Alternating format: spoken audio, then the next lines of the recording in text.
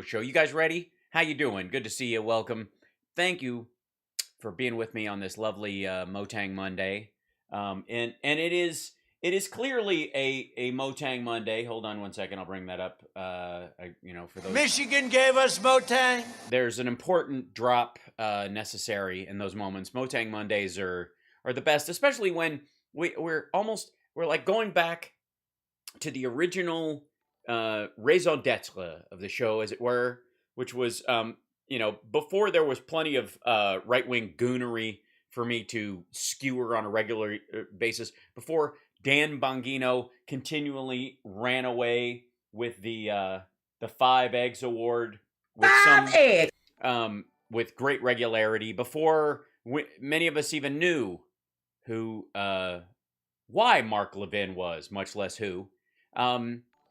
We were looking at some of these rallies and speeches Trump gave, and then in a blessing from the great spirit, the great crow in the sky decided to eliminate that specter from our life by shifting it, obviously causing him to lose the election in one of the great universal turns of justice, and then afterwards making them kind of these sputtering events where he's increasingly annoying and even his own followers don't like it, no matter how much they show up. And basically the audiences are entirely full of people who, if they're not at a Trump rally, are in Dallas waiting for JFK to show up. So you kind of see the balance of intellect in that circumstance. Now, excuse me. But today,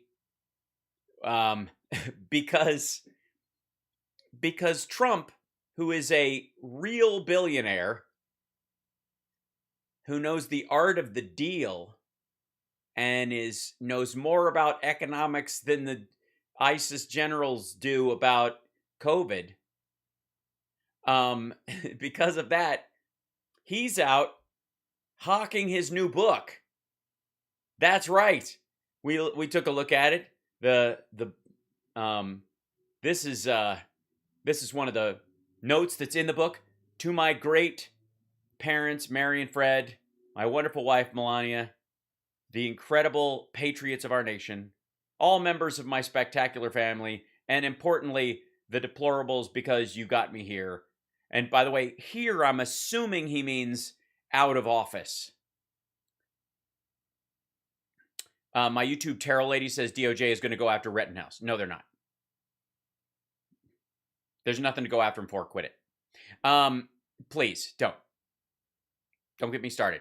I don't need to correct silliness all day long. We got other stuff to do. This is plenty ridiculous enough. But it's a picture book, and he did all the little inscriptions by hand, except the ones that he didn't. And it's $249 if you want it autographed, even though I don't know if you could tell. It's just in time for the holidays. And he's actually doing an hour-long interview on, on life, Levin, and Liberia. All members of my spectacular family, and importantly, all deplorables, because you got me here. That's right. You got me here. You're communicating to the American people, all the people who supported you. And none of the people who didn't. All these people who love you and adore you and none of the people who don't. Value, despite the fact that you were under brutal assault. Don't remind him that his life was shit for 4 years and he never got anything done. Right out of the gate, look at the look on his face. You were under brutal assault. No one cared. Everything you tried failed. Not because it wasn't the greatest, but because you just were a failure. You just failed you failed at even failing. I mean, so many people love you. Almost everyone loves you. And yet you were a complete fuck up because you were under assault from people who are weak and have no ideas and do nothing but assault you, even though they couldn't win against anyone, but they beat you, grumble. The things you never did, like Russia collusion and so forth. It's come out loud and clear. This is...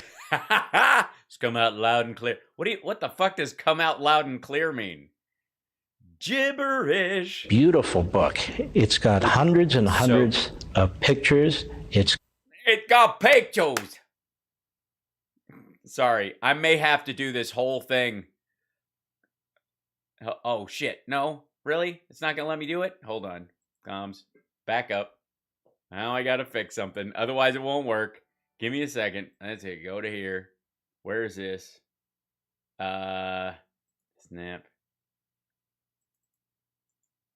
Let's see. Properties. Camera. There you go. Done. And then, hold on one second.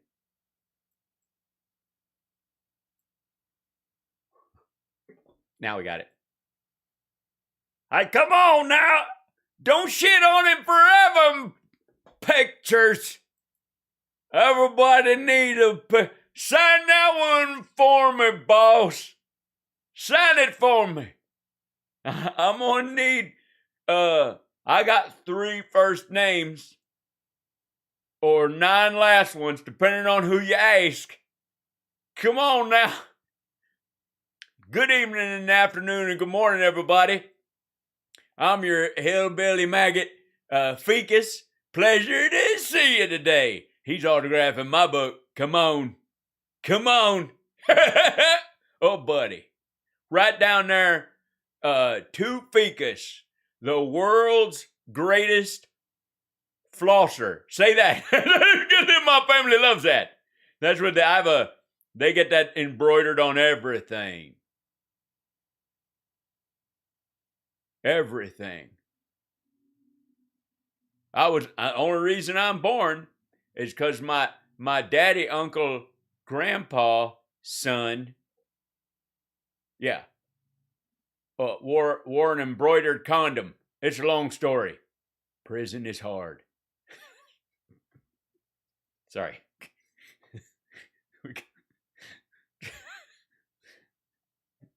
It's a picture book. Get fucked. comments in your handwriting and other comments in there. What? Comments? In his own handwriting? Oh my God. I love them all. Guys, he underlined all. He meant me. Why did you decide to do this? Money. I'm broke as fuck. I'm having to sell off my golf courses. Tell him the truth. So it was an amazing 4 years. We did so much in terms of foreign policy, in terms. Yeah, and I could have written a book full of words describing all those things. But then people would read it and call bullshit and point out where I was lying out my diapered posterior. So I decided, pictures. Seriously. He could have gotten a ghost-written book about my 4 years in office with fucking words everywhere. But none of this, I mean, nothing he's writing other than "we did amazing" is fact-checkable. Just garbage. Of our nation. Look, when I left, gasoline was $1.80. And people were dying 3,000 a day. That was a year ago. Yeah, a year ago. Remember how much we were all driving around for the holidays a year ago? Remember a year ago when I couldn't wait to get in my car and be the only sacrificial member of the family to go to the grocery? Now it's, I guess, just hit $7.50 in California. The rest of. Oh, God.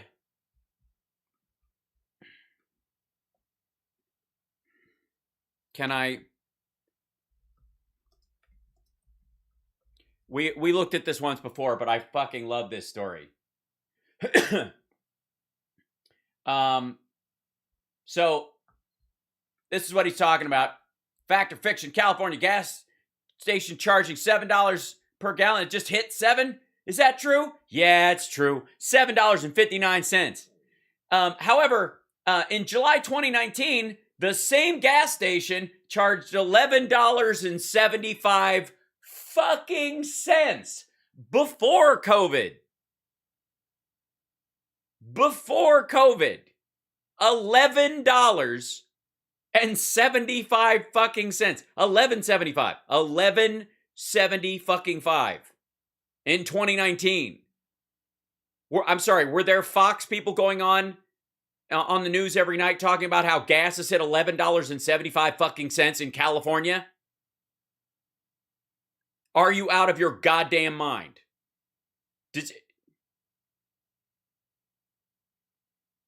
It's a Trump gas station.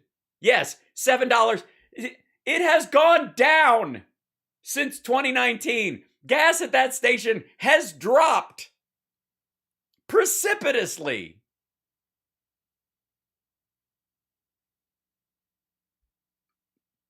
I heard it. When I predicted this, I said all of these things were going to happen. You look at the economy, you look at the... Well, asshole, yeah, of course you knew they were going to happen. You caused most of the problems. Everybody around you was telling you we were going into a recession last February, a year ago February. Horror show of what happened with the bad withdrawal. And I was all set up to withdraw with dignity and tremendous strength. Nobody was going to be killed. We weren't... No, we weren't planning on killing anybody. Nobody was going to be killed when we left with dignity and strength. I was going to make a red carpet out of my testicles. You could just walk across my ball flesh on your way up the jetway. Everybody was going to leave. They were going to be toasting with little gold leafed, the top of the champagne flutes with the gold leafing. Everybody was going to get one on their way out of town. Nobody was going to get killed. What was the plan then? Take the military out last. Last person to leave was military. He walked up the ramp with his back to the country. He wasn't firing out the back because of marauding zombies, you dickhead. $85 billion behind. We weren't leaving 10 cents behind. I said... Yeah, you were, because most of the stuff was going to be left according to your, I guess, magic plan. I have to be fair. I've never read the magic plan. Apparently, it was printed out by mistake on the backside of his healthcare plan, and it was always 2 weeks away. If it had just come out. Every bolt, every screw, every nail comes out. And all of these things, it was a beautiful period. I was under assault. It was a beautiful period. 600,000 dead Americans. There was a cruise ship full of people who had COVID. He didn't want them to come ashore because he didn't want them to fuck up his good numbers. It was a beautiful period. We entered a recession February 2020 because of his policies, because that's when they finally kicked in, started showing. But yeah. Beautiful. It was a beautiful period, guys. It was a beautiful period. I mean, we reached the 100,000 I guess opioid death rate in for the first time ever. 80% of those happened when he was still president. Majority of them, more than that, I would guess, but at least 80% while he was still president. Beautiful period. It was beautiful, guys. It was beautiful. It was beautiful. I mean, what's more beautiful than, at the height of his presidency, 2019, gas in California was $11.75 for a single gallon of gas. Like no president has ever been, I assume. I don't think any president has ever been under... I assume, because nobody ever told me about what happened to Lincoln or Kennedy or Garfield. I was under more assault than any president in history, except the ones that had their brains blown out or died of like blood toxicity from a wound that wasn't treated because there was no medicine. McKinley, right? Like this, and one thing after another, phony impeachments. I call it the impeachment hoax number 1, the impeachment hoax number 2. I think it's important to number them, yeah, so that you don't mix up the really cool names you've given to them. By the way, impeachment hoax number 1, impeachment hoax number 2. This is the guy, by the way, who the press was celebrating in 2016 and 2015 for having the ability to come up with just the perfect phrase to cut down Lion Ted Cruz and Lil Marco. Remember that? This dude's, man, It's like running against Rickles, this fucking guy. The Mueller. Yeah, that's true. Reagan was indeed shot his first year in office, and it triggered his Alzheimer's to come sooner. Still got reelected, though. Weird. He was shot and got reelected. I would say that under the... you could argue that he was under more assault, and he managed to get reelected. That's thing, suck. Although it worked out good, but it took 2.5 years, and it made it very difficult to deal with certain countries, in particular Russia. You know, we could have done some great things with Russia. Oh yeah, we could have done. Everybody could have gotten those great Russian cars. We'd all have great Russian Keurig machines. Yeah, all those cool things they make in Russia that aren't vodka or oil. What are those things again? The Russian, the Kalashnikov, I guess. Yeah, we could have done. We could, hell, if we really applied ourselves, Kyle Rittenhouse could have had an AK-47 on, instead of Very good for our country, also good for Russia. But yeah, which is good for our country. By our, I mean, of course, me / small parts of Florida. Didn't do that because they would have said, "Oh, he loves Russia." These people are sick, and I wanted to do something that showed how beautiful it was. Well, actually, a lot of Americans got sick while you were in office. A shit ton of people got sick. And it was a beautiful period of time. I think it's been made. Try not to end. It was a beautiful period of time with the slurping and the sniffing. More beautiful by the catastrophic events that have taken place over the last 10 months. Things that should have. Yes, catastrophic. The last 10 months have been fucking catastrophic. Let's see. Let's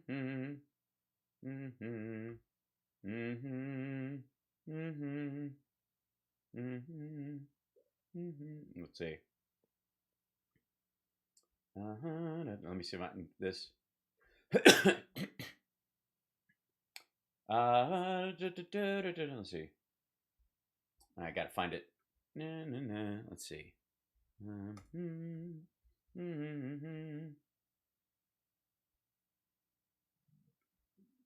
Let's see where the. Let's see. Is there a chart? I need to find a chart. Let's see. I'll do it this way. Hold on. Stock market chart. There we go. Let's just do that. Okay. Images. Oh, there you go. No, that's not new. Something. Let's see. Yeah, there we go. It's at 35,600. Get out of here. 35,619. Up 17 points today. It's close. There you go. The S&P's hit 5 records. Yeah. Let's see. Can we go? This is just today. Can we go range 6 months? Ooh, that's terrible. Oh, that's not good. Oh, look at the 6 months. Let's look at 1 year. Look at that. January 21. This is the year to date. Oh, that's gotta suck. Oh, ow. Oh, that's gotta suck. With the thing with the what about the Dow? We'll look at the Dow. There's today. There's 1 day. That seems terrible. What's this thing? Okay, pretty steady. There we go. A little rise. Oh, that's 6 months. What's 1 year look like? Oops. Oh, ow. Oh, man, it sucks. Oh, it just keeps going up. Oh, that's terrible. Probably the NASDAQ probably looks like shit. There you go. Same buyout at the end of the day. Let's just go straight to the 1 year, shall we? Oh, let's go. There you go. Whoops. Oh, that's gold. How did I switch over? There you go. It's the NASDAQ. Here you go. Whap. That's gotta suck. And there's a reason. By the way, oh, that's why. Because if I roll it there. Okay, so there's gold. What's the price of gold like? That's a year. By the way, this is your the you need to get some solid money bullshit. All those assholes selling gold and stuff. This is all, you could just read people's panics. Here, oh my God, it's a COVID. A bump. A COVID. A bump. A COVID. Okay, oh, maybe go. That is. How's oil? Oh, look at that. Gee whiz. I can imagine the oil companies just hate this year. It's just been a disaster all year long financially. I think it's important we cover that. Also, let's see. I mean, obviously, inflation is going to be terrible if you don't count 2020 at all. Or if you pretend gas wasn't $11 a gallon or whatever in 2019 in one California town. Let's see. Job gains 2021. Let's see. Let's see. So there's got to be an image, right? There you go. Whoops. There we go. There we go. This last year. Oh, this February. Hold on. News. Job gains. Oh, look. Analysis. The government dramatically underestimated job growth this summer. Initial reports underestimated job growth by a cumulative 626,000 over 4 months. Oh, dear God. They estimated how many, when they looked back and actually counted the jobs created, there were actually 626,000 more jobs created over 4 months, added to the ones that already went up.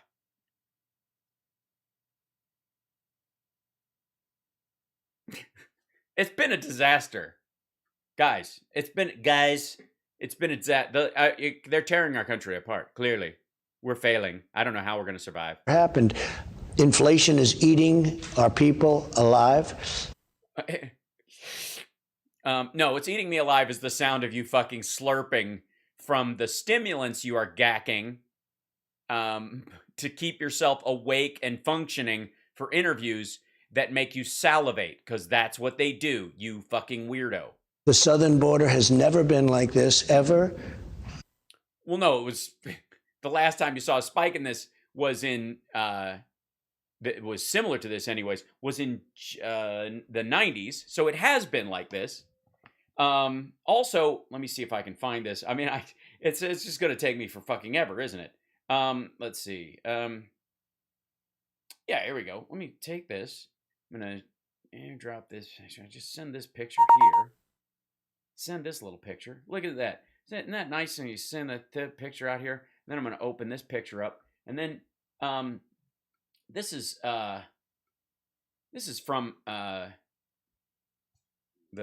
believe this was a Wall Street Journal news story, because I clipped it out of a piece of this. Buried way down in a, dear God, there's a bunch of Brazilians. There's like a Brazilian Guatemalans running towards the border right now, and dear God, will never. The expulsions have led to a significant increase in repeat crossing attempts by migrants who are turned back. So the number of distinct individuals taken into custody is lower than the number of arrests recorded. Recidivism rates have exceeded 25% in recent months, twice as high as in previous years. Seems like a bunch of these folks that are crossing the border, that are being tossed out and said you can't come in, they try again and again, and the reason they do this is because some asshole from Texas keeps going on television and saying that Biden has an open border. I don't know what his name is. He got a Weasley kind of a voice and does a lot of pointing.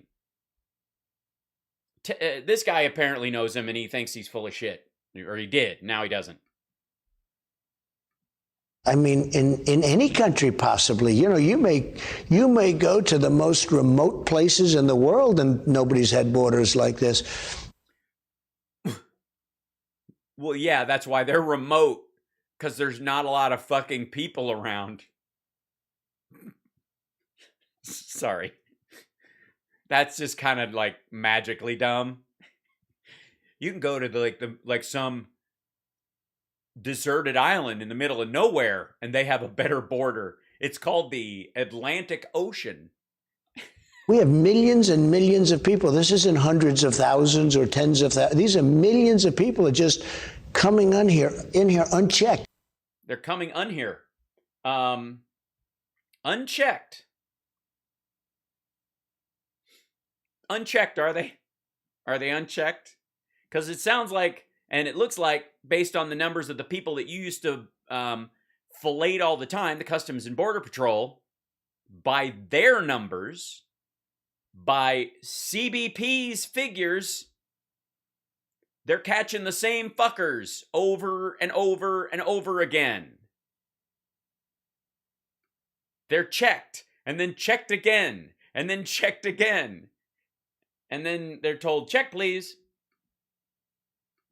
And when you think of it, countries are emptying out their jails into the United States. We're like a dumping ground. Are we? Are we? Is there a giant slide that comes out of the jail? And again, he says this all the time, and I have to ask the question, and nobody seems to push back against this. You're a murdery, sexually assaulting, child trafficking monster. You're even in places that Trump would consider S-hole countries. Even in those places, you're considered a danger to those around you. They've thrown you in a jail. You're a murdery type. You're a Ted Bundy.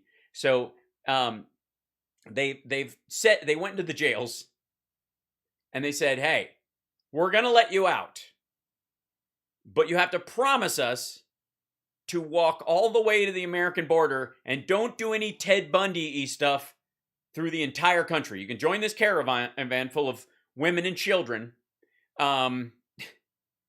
but on the way, promise us you're not going to get all Ted Bundy-like. Just save it. We know you've had issues with impulse control before. That's why we tried you as a serial killer and put you in a tiny little jail cell, and we're planning to keep you there until we, spent 5 bullets on you. But we decided that we're going to let you out, but you have to promise us, cross your heart, and hope to never have to learn English, that you will walk straight to the... You promise? See? Promise. You promise. See? All right. Get out of here. Where are you going? Border's that way. But there's a school. No. Not heads. God damn it. Can somebody give him a ride to at least the Mexican border? Let him be their problem. Like, get the fuck out of here. You see that, and then I think the single most embarrassing moment in the history of our country... It was the Afghanistan withdrawal because embarrassment is the standard of war. I remember the whole chapter on whatever you do, don't get embarrassed in Sun Tzu's The Art of War.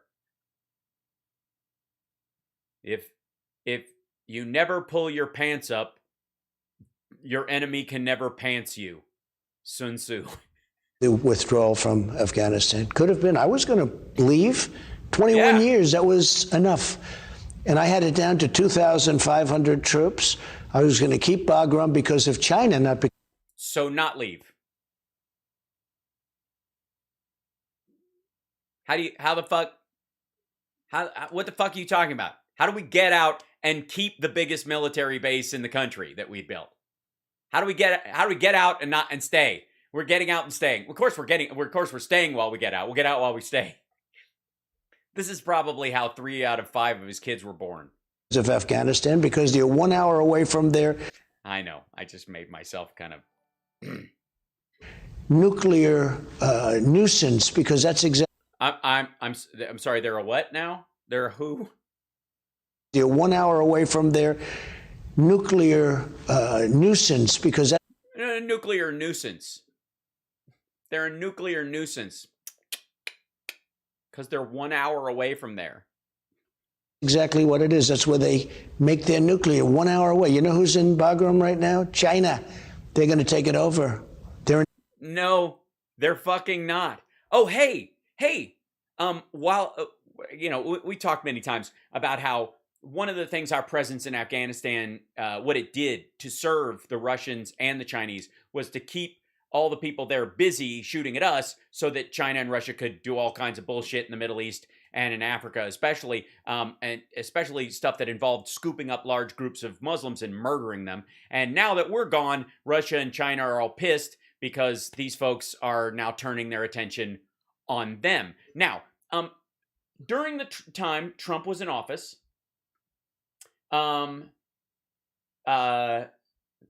the Chinese started to, and everybody knows he there was this whole big thing about how he was like, Obama bowed to the Saudis, and then he went and did the exact same thing. And Biden hasn't done that, if you haven't noticed. There's no, I mean, obviously, COVID helps you kind of go, pass, dude, but that's not going to happen. It's not going to happen now. At no point. Just get used to the idea.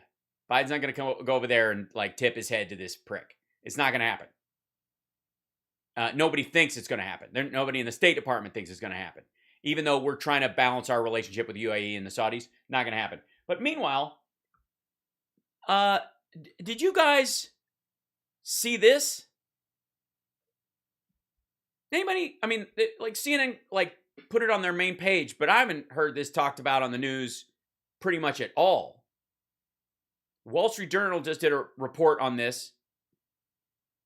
The Chinese have been building a secret base in the port of Khalif in the UAE, in their capital. And our military, our spy satellites, discovered the fact that they were building it. They were basically, besides the port, they were clearing a bunch of fucking ground, and they were covering it with tarps, essentially, and then digging foundations, like deep foundations for secure military sites out next to the port. Basically establishing a military base. And we spotted it. They've been doing this shit for this apparently has been going on for about 2 years.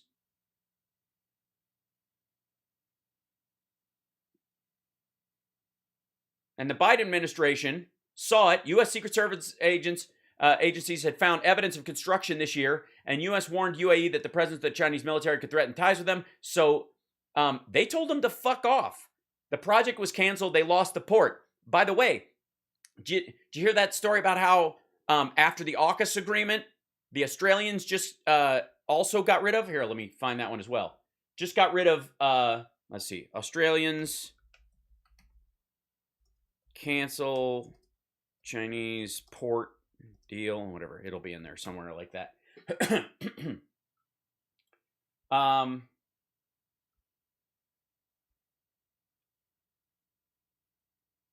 Let's see. I'll find the newest one. October the dark over potential move. Origin of the Port Darwin deal. Where is it? Yeah. So and this is older. This story. This is May. Australia reviews port lease near U.S. military outpost. They're building bridges for them. They had a deal to do these bridges, and they canceled it. They just canceled this deal. They were reviewing it in May. They started because the Biden administration started talking to them about it. The AUKUS agreement led to that, and they kicked them the fuck out. And this kind of thing, yeah, here it is.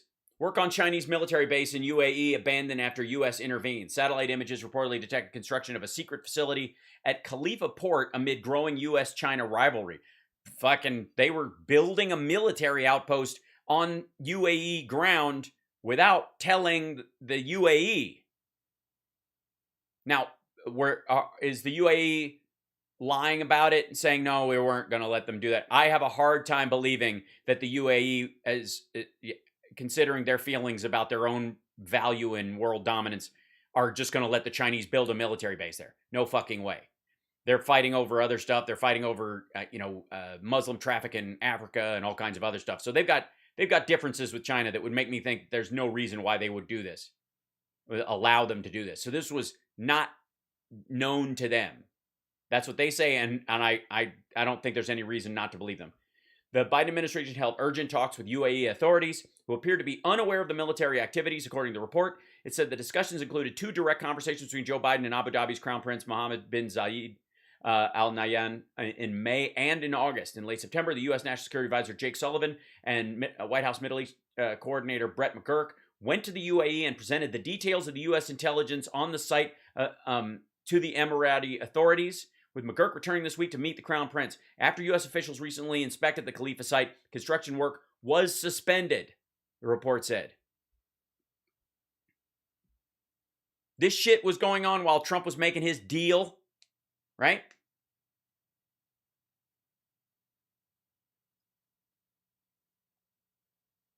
Mm-hmm. I'm going to do his version of the January.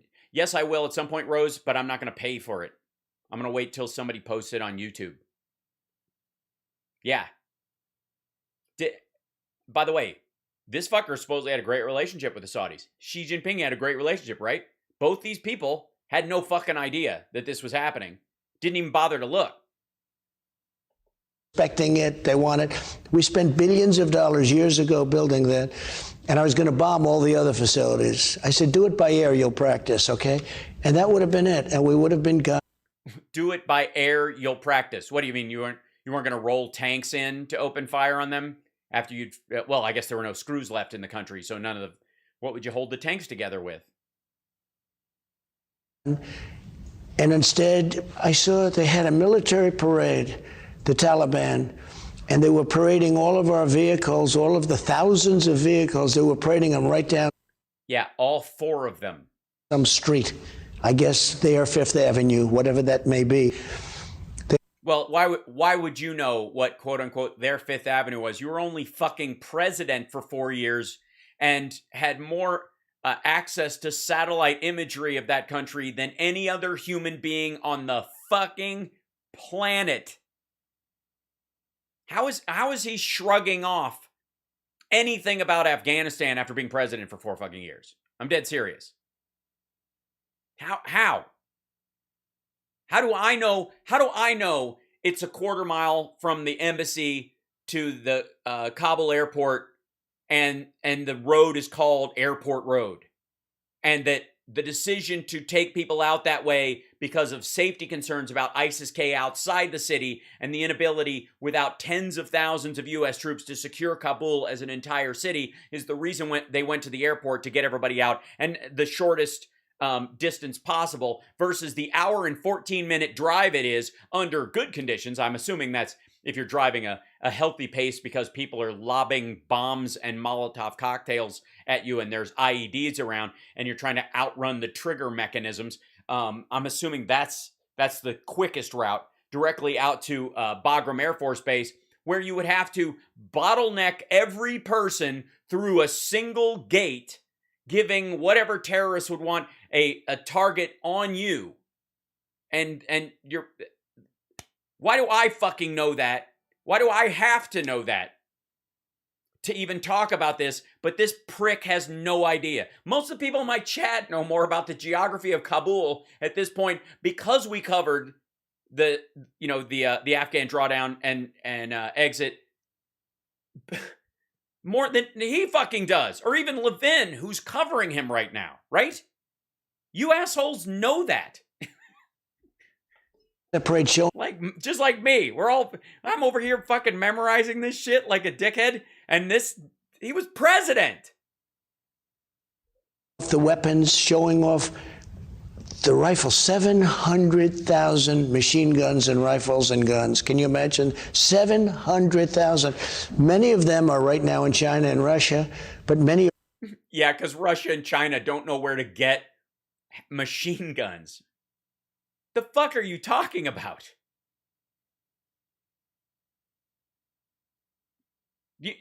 Does anybody think the Chinese are like, wait a minute, this is how an M4 works?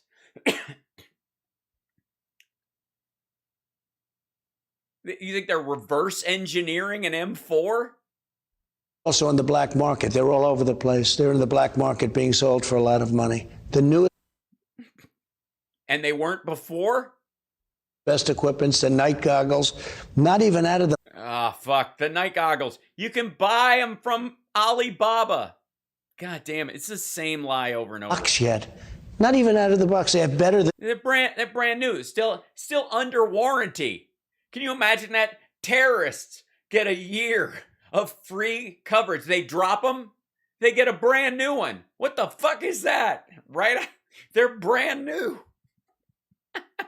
Yeah, that's they're taking these things and they're manipulating them. They're hold on. They're de-engineering. That's what they're doing. Yeah. We do. They had the latest model. I don't think there's ever been anything so terrible. 13 soldiers killed, but nobody mentions the 28 soldiers who were just obliterated. So badly hurt. The arm The ones who were killed were obliterated. Fuck, this is just dumb. Legs missing, gone. One has 2 legs missing and 1 arm missing. Nobody. Just like Max Cleland, and I'm sure you offered condolences on his passing as an American hero who served honorably in war and honorably for his... No? You didn't do that? Oh, he's a Democrat. Right, shit. Talks about them. 13. I'm sorry. Well. And I met with many of the parents, and these are great people. They cannot believe this happened to their child. And it's so sad to see. I think it's the most embarrassing and humiliating period in the history. What? Fucking hell. Embarrassing and humiliating. That's the standard. And P.S., fucking Bay of Pigs, we didn't see Pearl Harbor coming. The shit? Of our country. And when China, who I know very well, he is a very smart man at the top of his game. No, he is not. Xi Jinping is not a very smart man at the top of his game. He's essentially a killer, and he's very Putin-esque in his rule. And so everybody's afraid of him. The authoritarian control of an already communist country is not... It autopilots itself most of the time. Everybody expects death from above. So you can skate on that. Every fucking financial movie's made that wasn't made by the people around him going, dude, that's not fucking working. Stop. It has caused the near collapse of his country. Why do you think there's so much flooding? Because the reservoirs are breaking. Why are the reservoirs breaking? Because they built all these goddamn dams, and they built them so fast that they didn't do any studies to see how the water would flow afterwards, and then they just had to open up some of them and wipe out entire villages, and then lie to the country that 4 people were killed. I know the whole city's underwater and in murky water and mud, and it's 12 feet deep, and it happened in 3 hours, but everybody got out. Get fucked. So when President Xi looks at this, when Putin looks at this, when Kim... They're going, how the fuck did Sleepy Joe pincer move us? Motherfucker.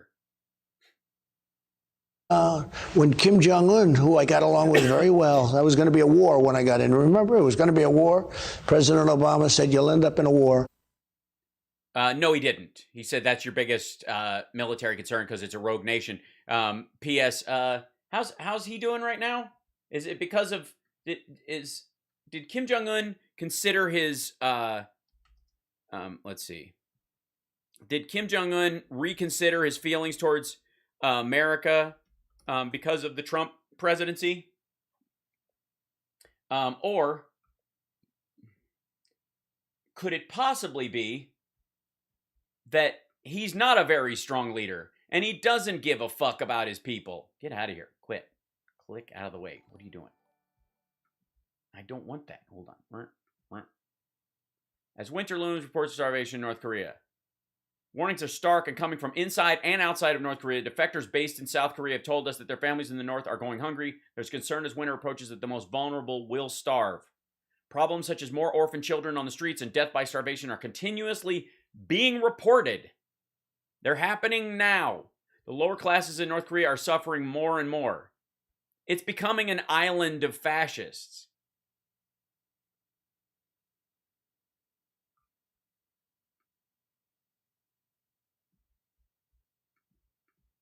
That's the biggest problem we had. So I became, we did very well with Kim Jong-un. And we liked... Yeah, he just kept building shit in secret and then waited until you were out of office to launch it.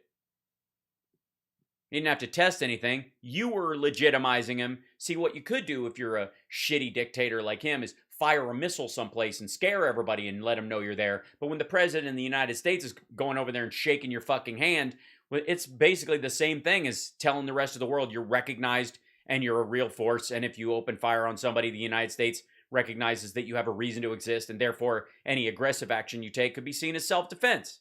Yeah, there's not a terrible thing to say. I'll get criticized. Oh, he likes Kim Jong-un. Well, that's what we have. And I did. I got along with him great. He got along with me great after a very rough start.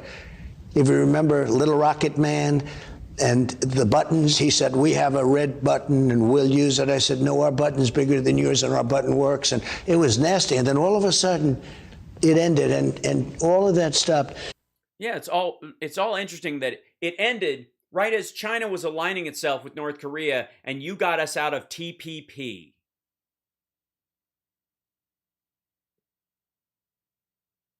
The timing is just, dare I say, fucking miraculous. You go against TPP, end it for good. All of a sudden, North Korea, acting as a puppet of China, starts to play footsie with you, and they basically whisper to him, all you do is just shower him with flowery language. He's a dickhead. We did a great job. We rebuilt our military. Much of it, a big chunk has been given to the Taliban. When you look at it, all those... Bullshit. 70,000 trucks and vehicles, 70,000. There's no used car lot in the country that has anything like that.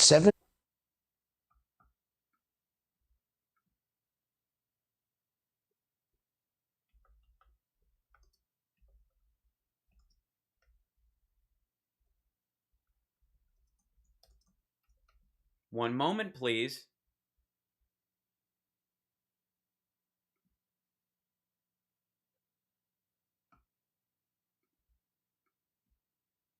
Ritchie Brothers, government planet, government surplus for sale. You want to browse equipment? How about this? This is a December 1st auction. Look at this.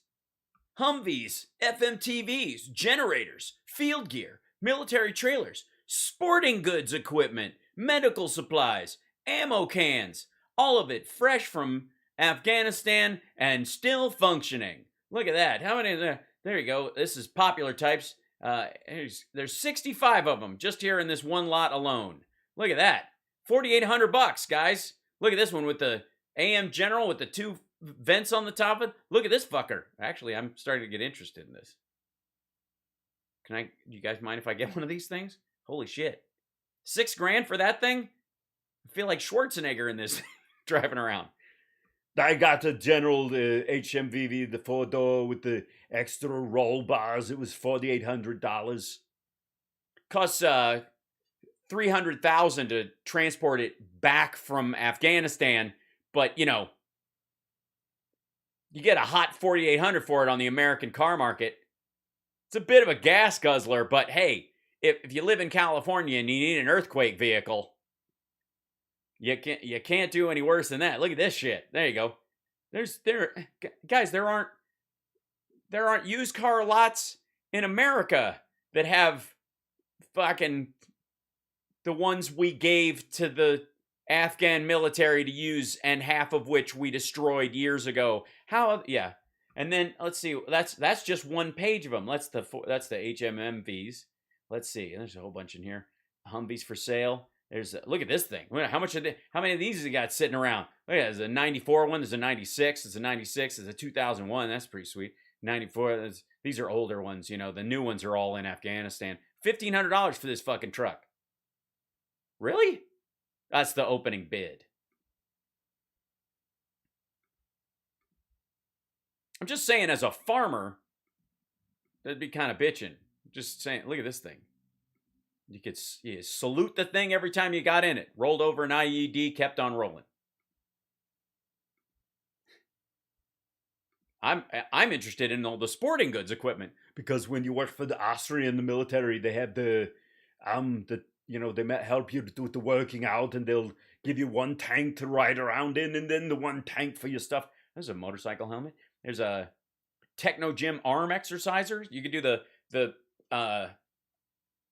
instead of doing the speed bag, which Rocky did, Drago did this machine, that Techno Gym arm exerciser. $155, people. Starting off, look at this. Life fitness exercise bikes. There's a elliptical. Look at this. Hexagon barbells. Look at this. Big stacks of these. macho as fuck. $35. I'm sorry. Now I'm getting all caught in. Now I'm just gonna save this for later. I might actually buy it now. Buy yourself a chopper. Go. I'm just saying, it's for $35 for a hexagon bar. These things are like $300. I guess this is what when the government needs to make back all the money from taking back every screw. A stealth bicycle. It's like a regular bicycle without all the engine noise. I'm not saying this is my Christmas list. I'm just saying it's not. Inflatable starfish line arc. What? Oh, it's for running a marathon. I see. That was for the Kabul Marathon. Hammer strength, glute ham bench. Need this. Every screw, every nut to be taken, with this type of thing. The thing. Look at the hammer strength exercise. All right, goddammit. Now I'm getting interested. I'll go back to where we were. Stop it. We want to take it. 1,000. So it's a very, very sad time in our country right now. And I thought... Yeah, it feels like it. I can barely wipe the fucking smile off my face except for all the legal bullshit that's going on right now. But other than that, do something to talk about the 4 years and the 4 years in pictures. It was despite the horror and the dishonesty. The horror. I swallowed a bug. Witch hunts and all of that. It was actually a very beautiful period of time. On Afghanistan, there are hundreds of American citizens there. Yeah, there are. No, there aren't. No, there are fucking not. And if they are, they stayed there because they want to help. They view themselves as aid workers, or they're involved in the fucking opium trade. Would you have left hundreds of American citizens?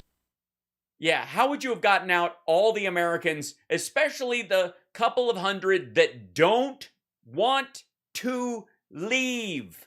Enemy territory? None.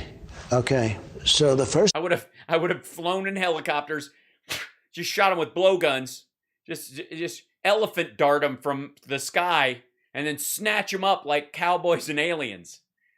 Did was take out the military. Now, if you had a 5-year-old child and you explained the circumstance, which I actually did with a 6-year-old, you explain the circumstance. Oh, Jesus, this is him. You explain to him, would you leave the people behind? And said, should we take our military out first or last? The child would say, take the military out last. The first thing they removed was our military. That's why we had a lot of death, because we had to... We sent in 6,000 extra troops to facilitate the escape. New people that weren't even accustomed to it. These young people, they weren't there for long. They just got there to try and stop, things that... Why had they just gotten there? Oh, because the extraction took more people than were already behind, and you knew that, and that would have been part of the magic plan anyways. What were you going to do? Send in 40,000? Give the Taliban and ISIS-K and other more targets? Are you going to make them guard roads on the outside of fucking Kabul, standing in the goddamn 107-degree heat, checking cars as they go through one of 19 roads, but they've been assigned to the one? Never happened. It should have all taken place at Bagram, by the way. We have a tremendous wall. Yeah, you have a tremendous bottleneck, a tremendous wall. Yeah, how do you when you're on one side of a wall and there's a gate and you need to get to the other side of the wall and there's a limited capacity, at what point are you at your most vulnerable? Ask the 6-year-old if it's the hour and 15-minute drive to the walled-in place. Fence, and you have a lot of, it's a whole different area. You're surrounded by nothingness as opposed to being in the middle of a very crowded area. But yeah, so you take everybody why is it crowded? Oh, because that's where the fucking people are. Then you take all the people out of the area, just the ones you like. everybody else is there. And you go, hey, all the Americans, all the people who helped us, we're going to take you down this long fucking road. And everybody's going to know it the second somebody from the embassy walks out with suitcases and gets into one of our fucking trucks. And they're all caravanning down the one road day after fucking day. Does anybody think that day 3 of the evacuation to Bagram wouldn't have been a story of 19 trucks being blown up by ISIS-K full of American citizens and military? Like, this is the fucking dumbest. The fact that he even presents this as reasonable, because you had thousands of people that they were getting out, about 5,000 embassy staff, on top of the other people we took out that were siding with us. One person informs ISIS-K that that's the way they're leaving, and we're doing this for fucking... the fastest you could do it is, what, 4 days, 5 days of just constant fucking, like, Los Angeles traffic out of Kabul to Bagram? That's the fast. You do it over the course of a couple of weeks, a couple of months. You're going to tell me that every Taliban with a grudge that says, okay, fucking game off, they went past the May date, I don't give a shit anymore, and everyone from ISIS-K to like the Emmett groups who think that we're on the side of China in this bullshit, everybody. Any number of the 12 tribes that aren't completely in on Trump's glad handing with Baradar, that they weren't going to open fucking fire on a caravan of Americans going down that road for fucking days.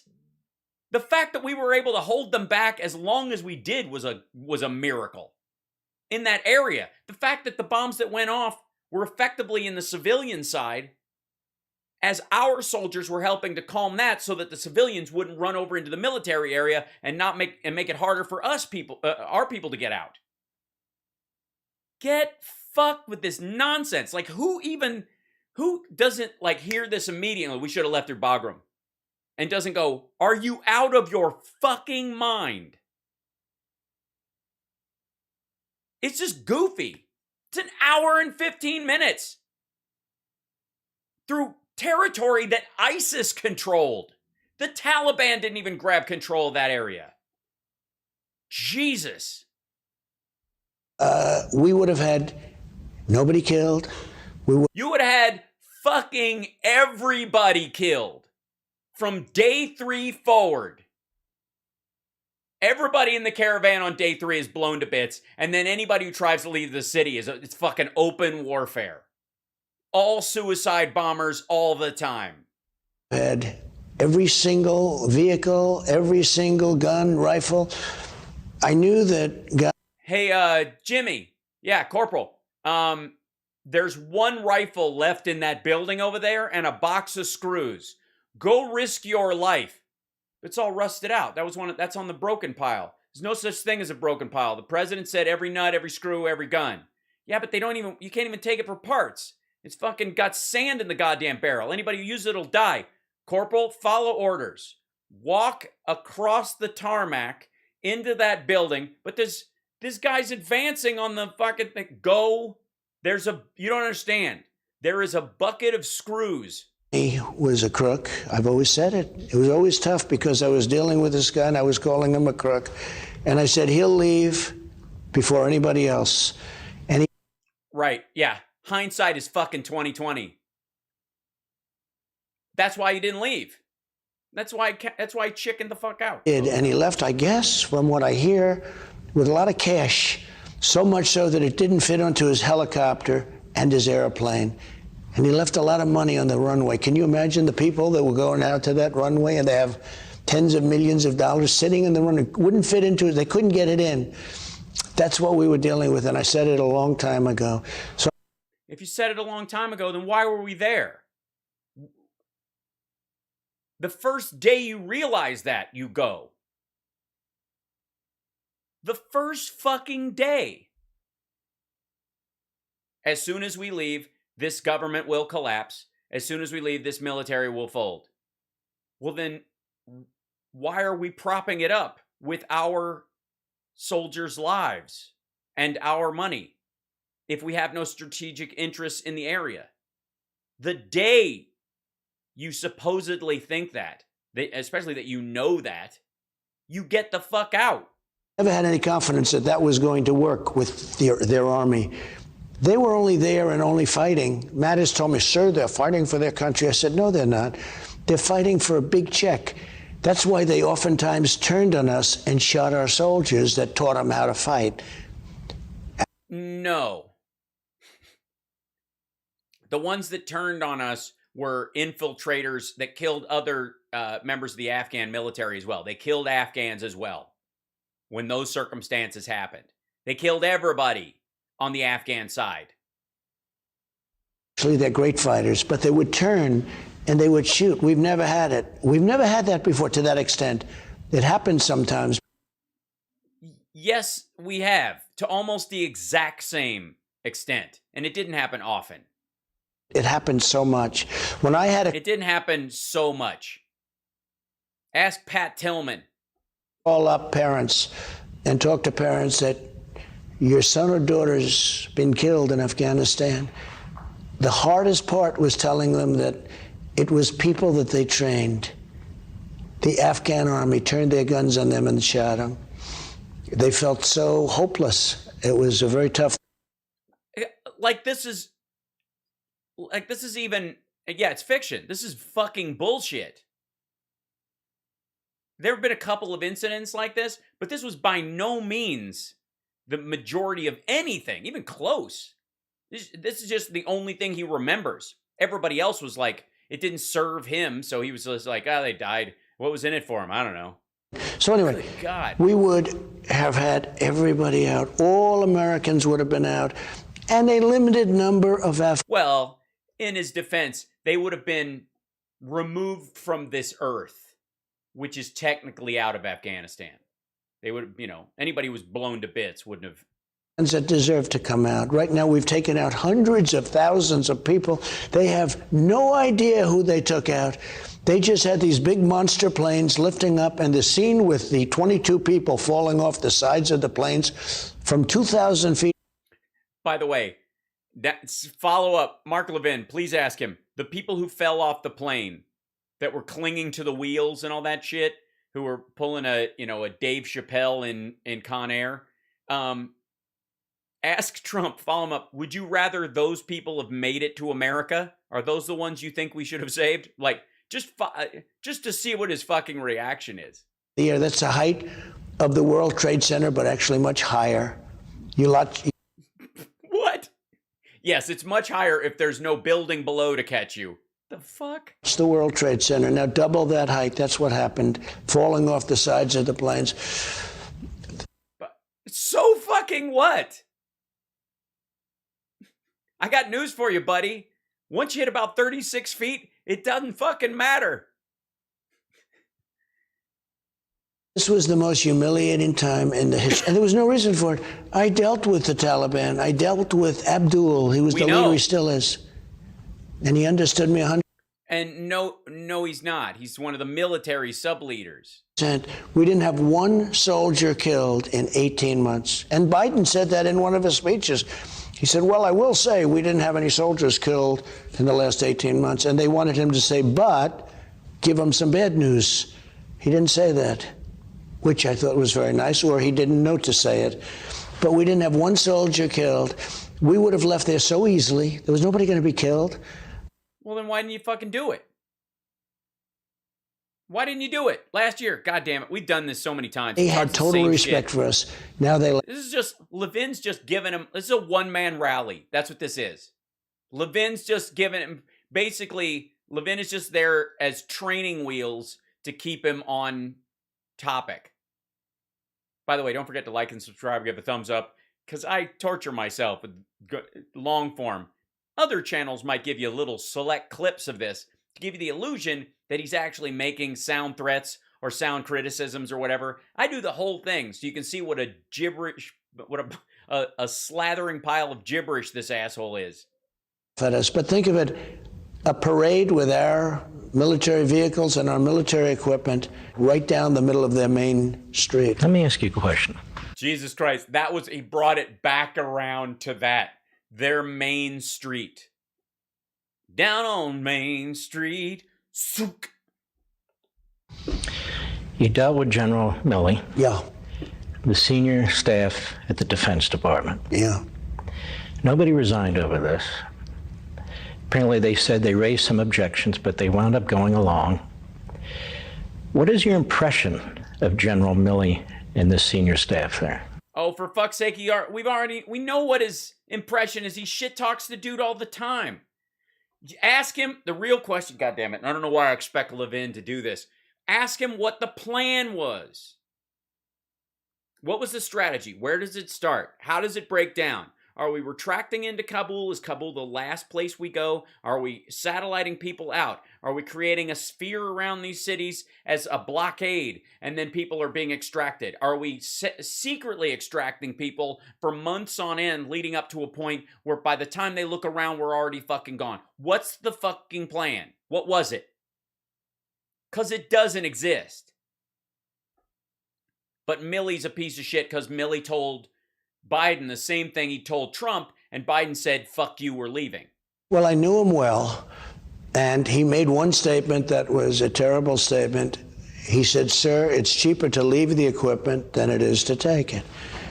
And why would anybody say that when it costs us somewhere in the order of like $250,000 to fly back every goddamn tank and truck in these things? But here you go. Medical supplies, guys. Who wants giant crates of, let's see, Cardinal Health, let's see. Here's a articulating, ground ambulance articulating boom. There you go. What's this thing? Oh, shit.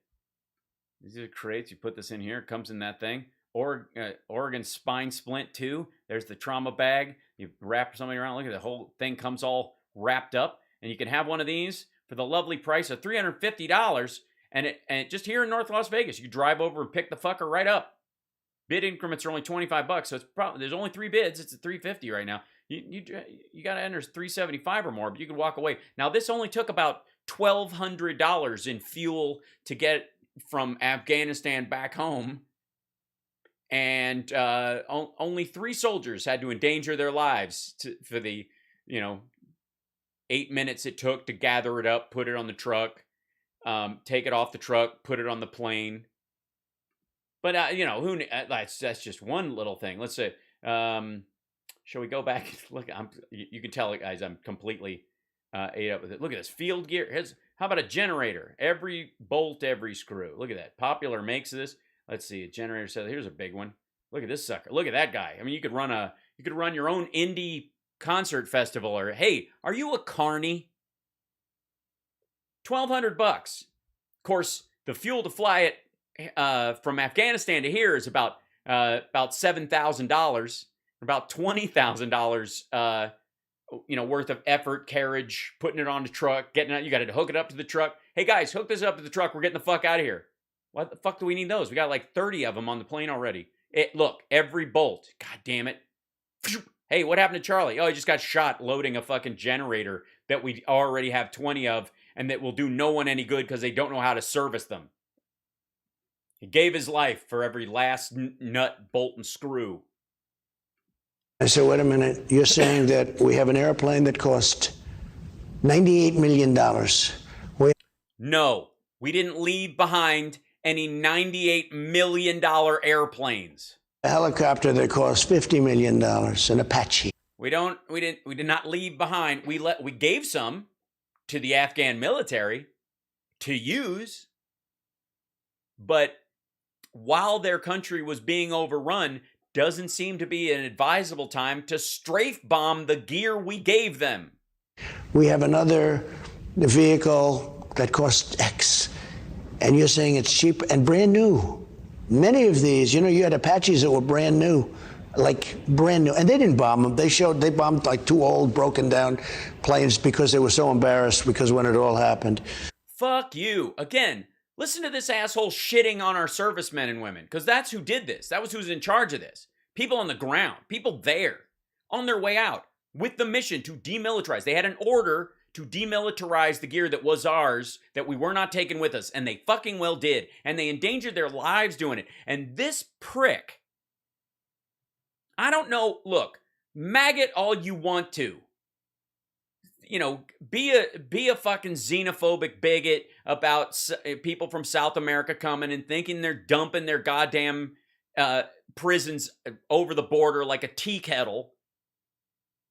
Don't think it through that those people would just join a cartel and make a good living in the country that speaks their language while they were doing it. Don't even consider that. But for fuck's sake, to stand by while he shit on Gold Star families. He shit on McCain. Remember, he likes heroes that aren't captured. And now he's shitting on our military servicemen and women who demilitarized and these planes and took gear off them, risked their lives to do so. Many of them while under fire.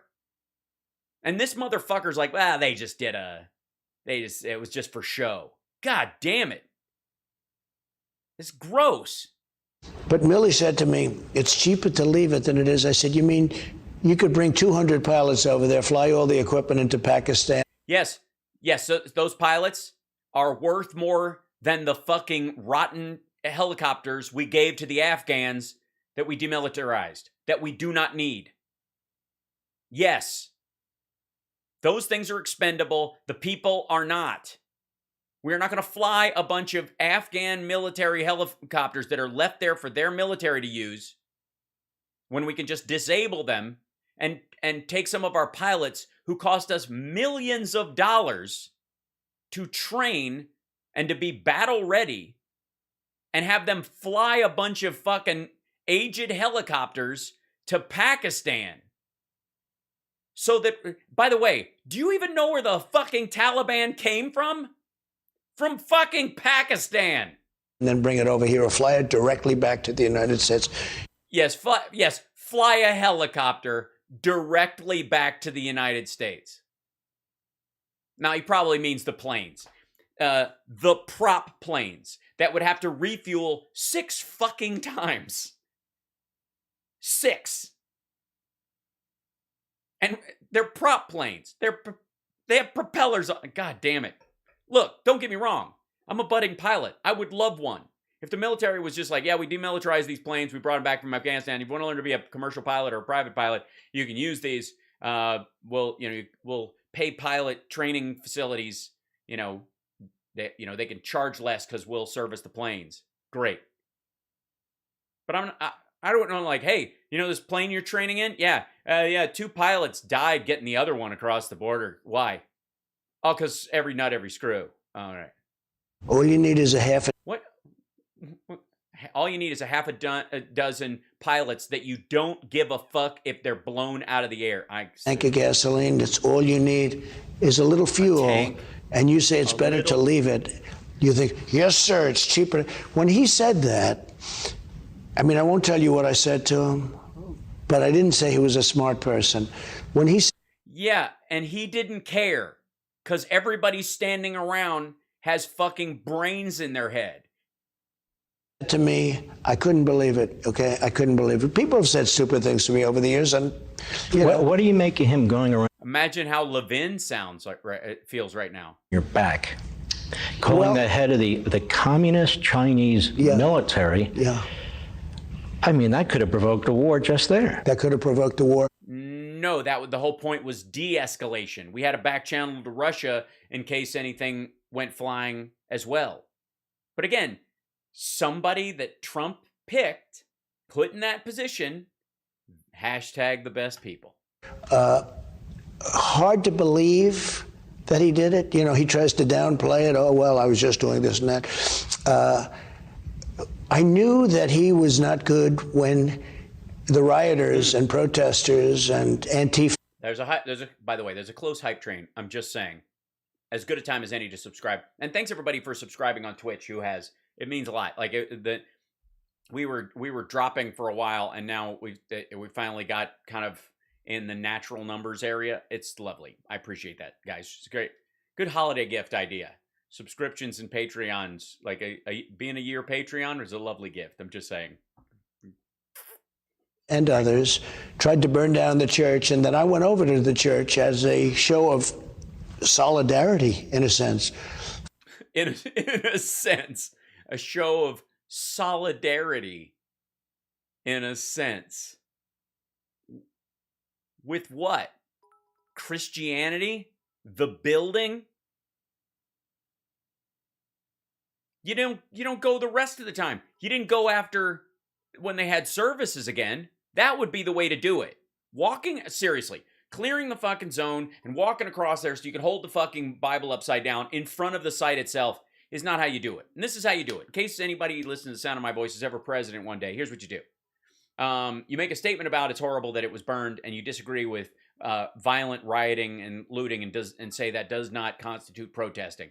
And you can even add my statement that if you wear a mask while you're protesting, you're not really protesting, because protesting means showing your values. And if you don't show your face, you're not showing your values. You're just an anarchist, essentially. But that said, then whenever they have their first services after they reopen, or wherever they have them temporarily while the church is getting repaired, you go. You go to the service. You sit through the sermon. Yeah, it's a Bible. That's what he said. Somebody said, "Is that your Bible?" He said, "It's a Bible." Sane people. And I went over to the church, and I held up the Bible, and he was there, and others were there, and most others had no problem with it. There was certainly nothing wrong with it.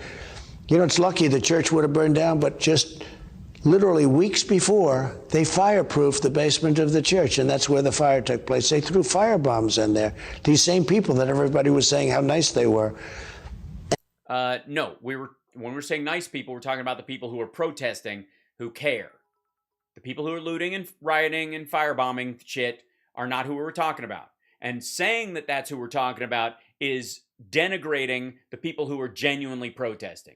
And that's what he's trying to do, and that's what Fox always tries to do, that if you side with protesters because of what they're saying, and other people riot and loot, and they go, you guys like the rioters and looters, without giving, while giving short shrift and ignoring the value of genuine protest, is bullshit and a lie, and it's meant to manipulate. They moved him back, and Millie had no problem. He was standing there. Everybody was taking pictures. There was a lot of...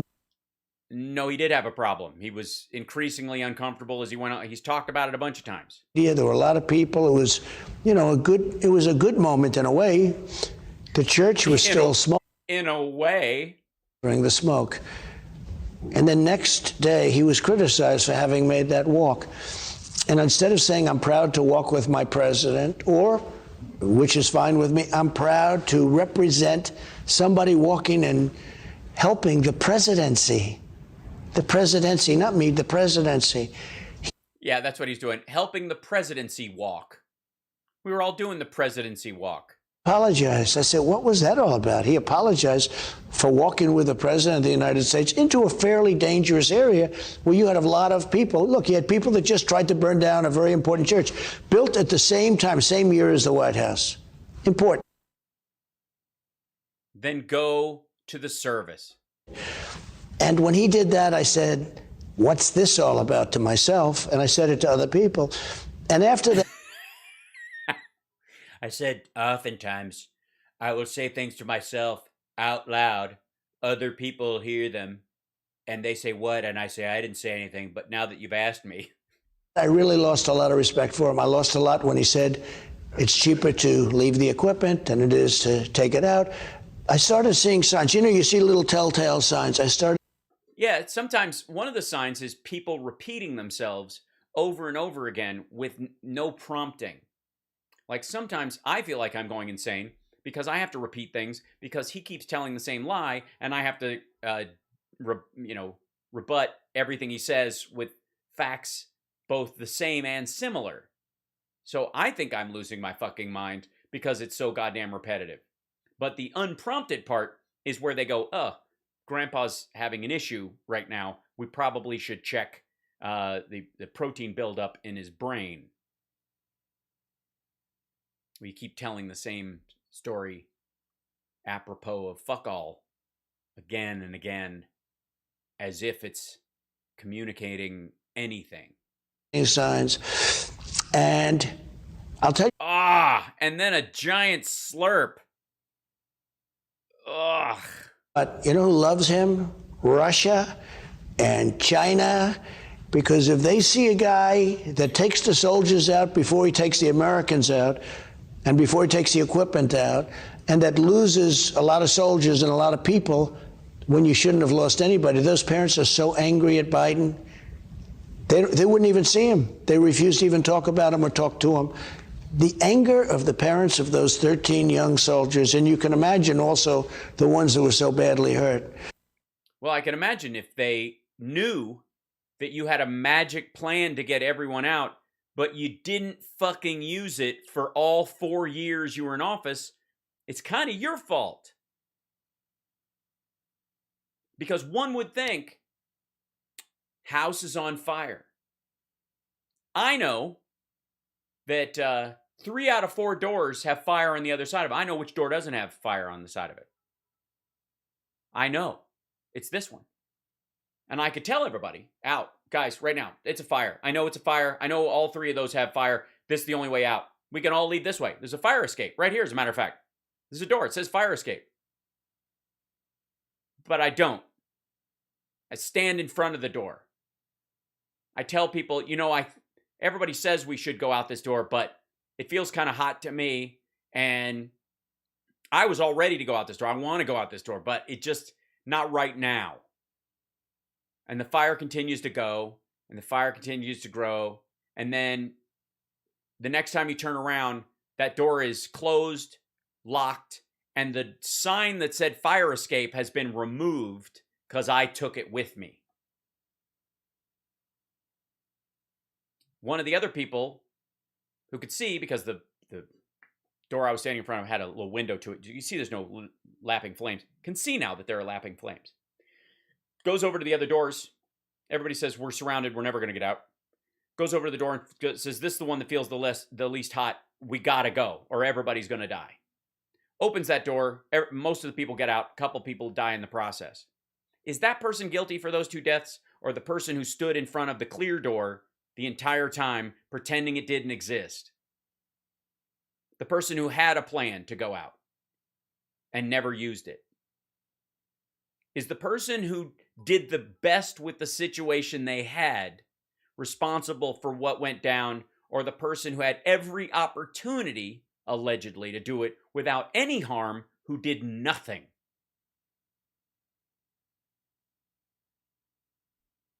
Is just incredible. He did a great disservice to the country. And there are a lot of people say it's treason.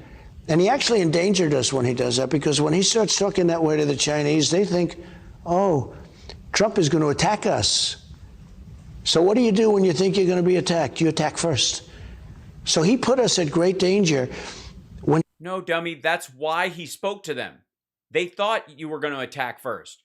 There were war drums beating all over the world that thought Trump is going to start to wag the dog about this, and China's the main target for him because of COVID. He will have no compunction about firing on China because of COVID. And that was the belief they had, and that was growing across the world. And Mattis talked to them and said, no, we will, believe me, we will try to ratchet things down before something like that happens, which is his job. Telling them, don't worry, he's going to protect you, understand? They say, wait a minute, we got a guy named Trump, and President Xi knows me, and Trump is sort of a tough guy. He's a strong guy. He charged us hundreds of billions of dollars on tariffs. I took out... Yeah, so why wouldn't he want to preemptively launch a nuclear war? Because he charged us tariffs. How's he gonna get all that tariff money if he bombs us? Hundreds of billions of dollars. I mean, probably the happiest country in the world with a rigged election was China, followed by Iran, followed by plenty of other countries, including the European nations, which, if you look... Yeah, basically everybody. Apparently everybody in the whole world was happy that Trump lost. Followed by everyone. And by the way, You know how, like, we've been talking about his entire the rallies, he's constantly saying these things that puff himself up and talk about how he was cheated, but then right afterwards you can see he's just fucking miserable because he's aware of it, of what it means, that he's a loser and he lost, and he's a loser and he's losing, and he's always right. This is, think about what's going on in this asshole's head right now. The whole world hates him. Europe, China, Russia, everybody couldn't have been nicer to all these assholes. The only friend he's got left in the world, Kim Jong-un, and he's decided to lose weight. Turncoat. The European countries, I tell you what, they're almost as bad as China, what they do to us on trade, and they weren't getting away with it. So there were a lot of happy people. But when a guy like Milley does that, that really puts our country at danger. I think that was a very dangerous moment. Only found out later, but a very dangerous moment. No, I couldn't agree more. You have beautiful photographs in this book. Anything not to write words. The military. Yeah. You have a photograph here that is really heart-wrenching. Oh, yeah. Right? It's heart-wrenching. One of the 4 times he went. God damn it. It's the same book. I'm losing my mind. We've been doing this like,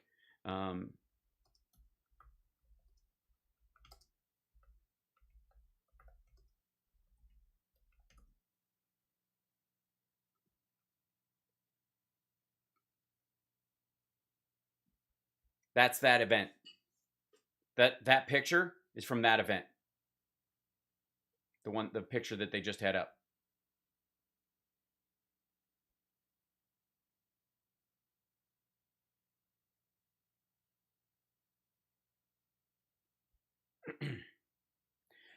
Bill Owens, the father of William Ryan Owens, refused to shake Trump's hand on February 1st, 2017. The aide said when Trump, and then told Trump he was responsible for his son's death for approving the disastrous raid in Yemen without bothering to understand the risks. The only reason he did it was because Obama wouldn't do it. And the reason Obama wouldn't do it is because they couldn't guarantee the safety of our soldiers.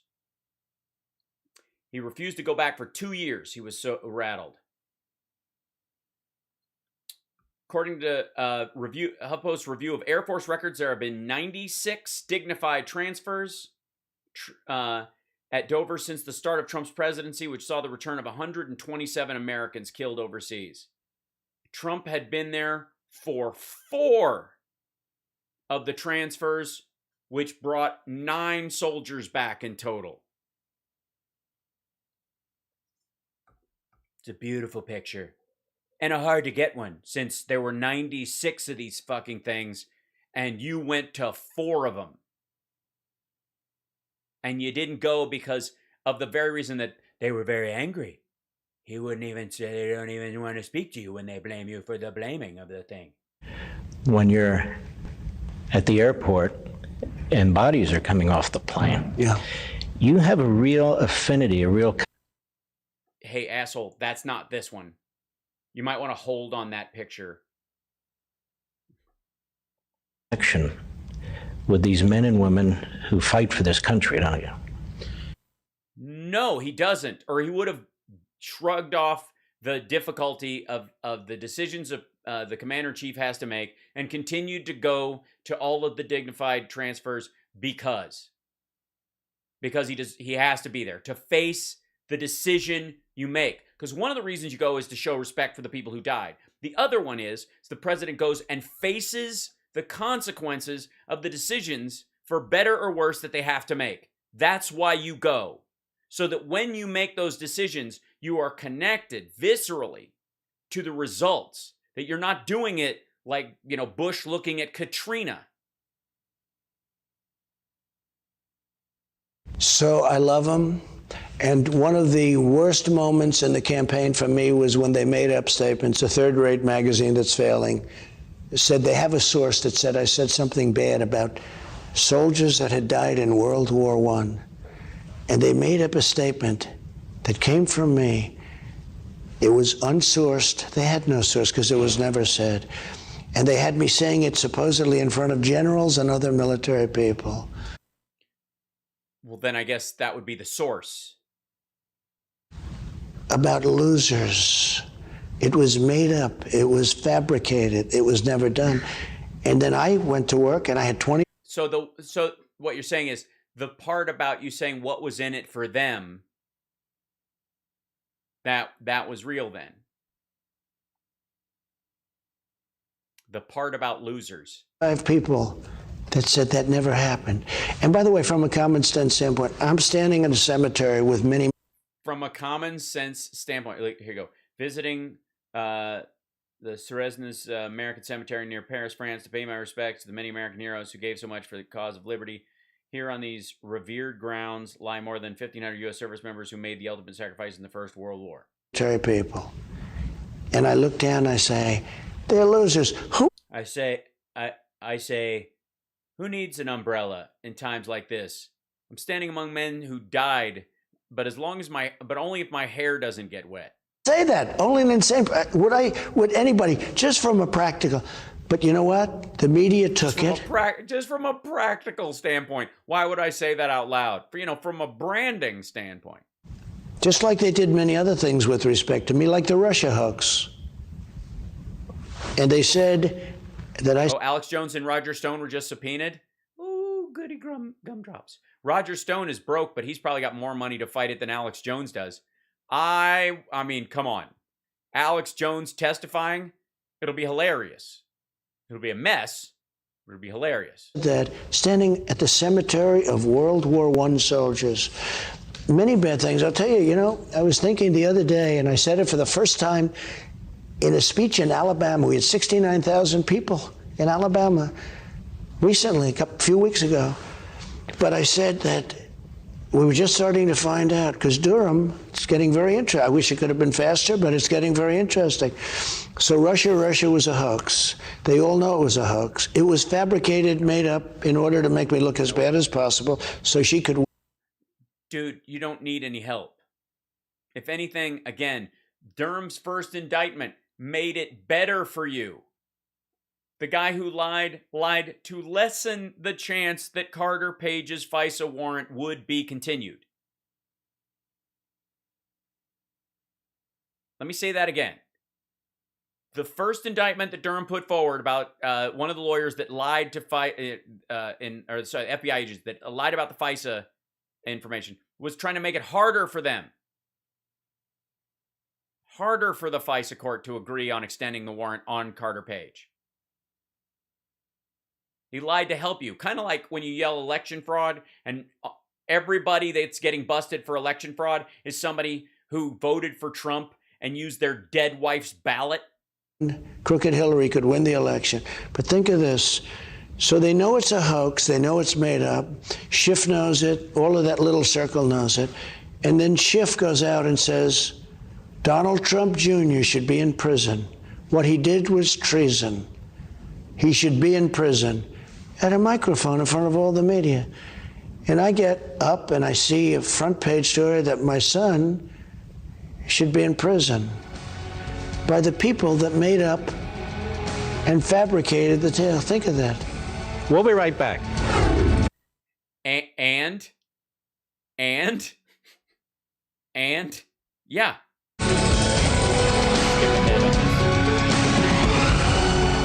Okay. Mr. President, let me ask you a question. You look at inflation. Let me ask you this. Can you kick my ass? You look at the open border. Yeah. Look how this President Biden.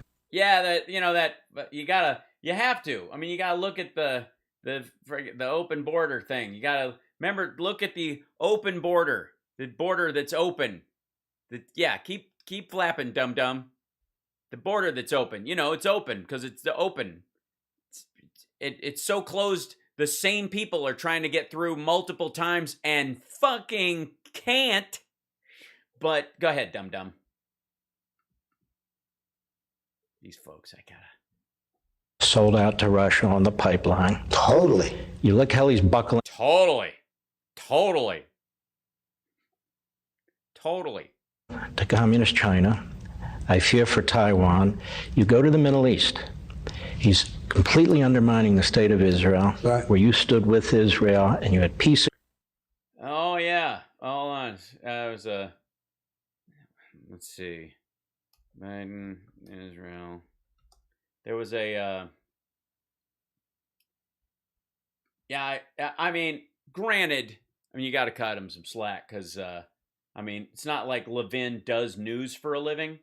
But this is a long time ago. This is 11/21.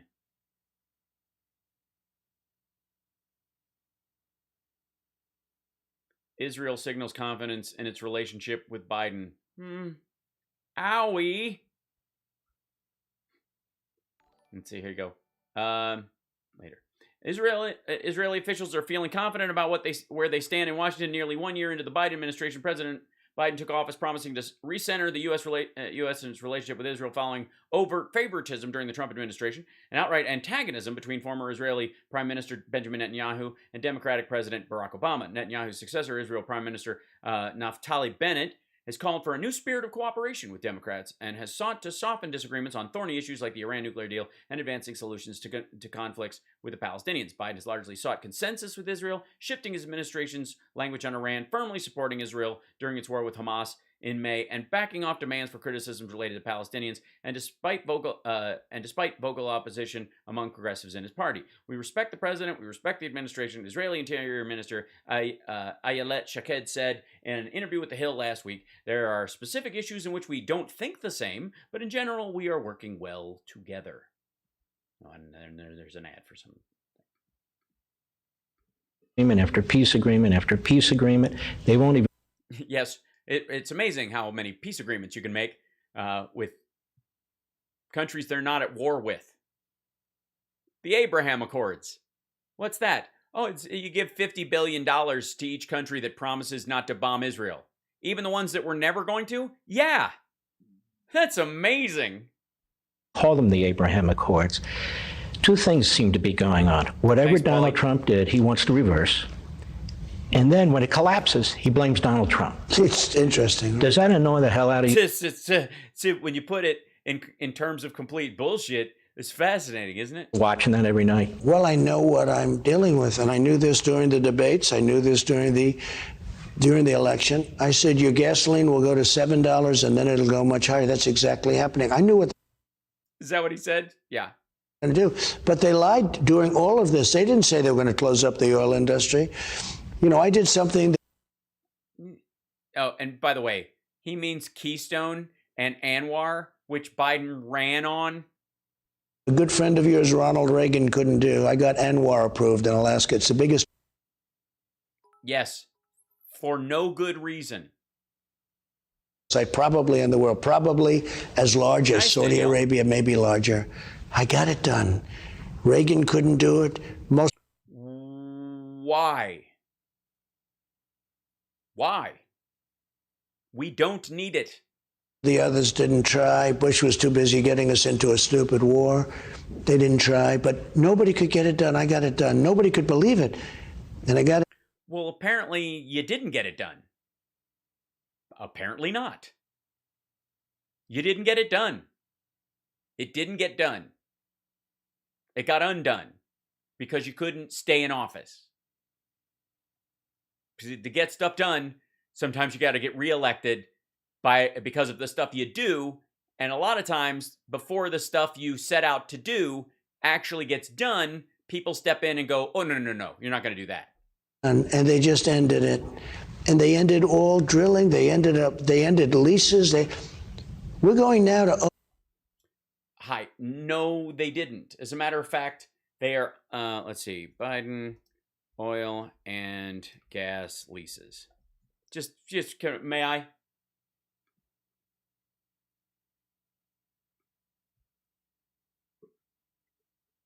They reviewed all of them. Hello, Prime Video thing. Why is this? Go away. Get out. Go. I don't need a whole ad. This is the whole screen. Are you out of your mind? On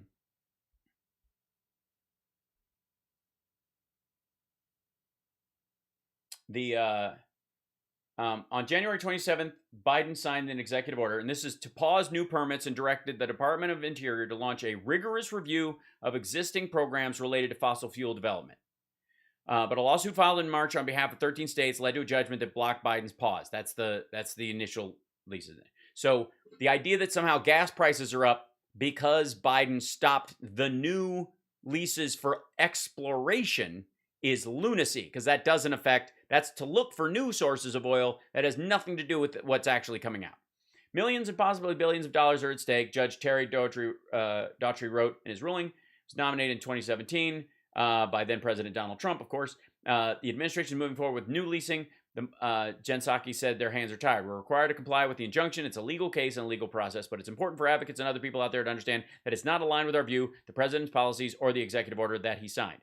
Let's see. The U.S. Department of Justice is appealing the Louisiana decision, but in the meantime, the sale is going forward, and some environmental advocates are strongly criticizing the administration for not taking stronger action to block it. They have no ability to strongly do this. Again, these are assholes asking for the oil to be nationalized. It's not going to fucking happen. The sale is going to lock in oil and gas production for years to come. Hardy told it by that time we need to be moving away from fossil fuels in order to survive. We are. The lease sale is a really critical juncture and is sending us in the exact opposite direction. It is not critical. The number, while it is, it sounds gigantic in terms of global supply, it's fucking minuscule by comparison. But just no, like, it's silliness. The whole conversation is silliness. We had so much. Okay, so we were bigger. We're energy independent. And when I left, we were bigger than Russia and Saudi Arabia. Because they were in a pissing match and then dialed back their output. So did we. And remember, we talked Mexico into dialing down their production as well. Remember that? To drive the price back up. Year, we would have been bigger than both combined. It's one of the great assets. We have oil. We have, I call it gold under our land. China has none. Russia has. I call it gold under our land. No, fuckhead. Gold would be gold under our land. What? And then giant sniff. But China has none. Big disadvantage for China. We have it. Not true. Also, they run largely on coal. Also, they are bordered with Russia. They get oil from Russia. Russia is very oil rich. They're a guaranteed partner for Russia. It's one of the things that keeps them up. It's one of the reasons why Russia supports China and most of what it does, because if China fails, it can't purchase the oil, and then the oil will have to go on, the open market in Russia. They're taking it away. You know, all I see today is about the environment. I'm a big environmentalist, believe it or not. I believe clean air and clean water. They want to destroy our country. You don't see about making our country great anymore. You don't see about factories opening. All you see, and well, no, we do actually. Let's see. Factory. Like this is something. Like you don't hear. This happened on my birthday this year.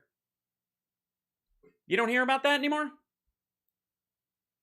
No? You don't? We don't hear about that anymore?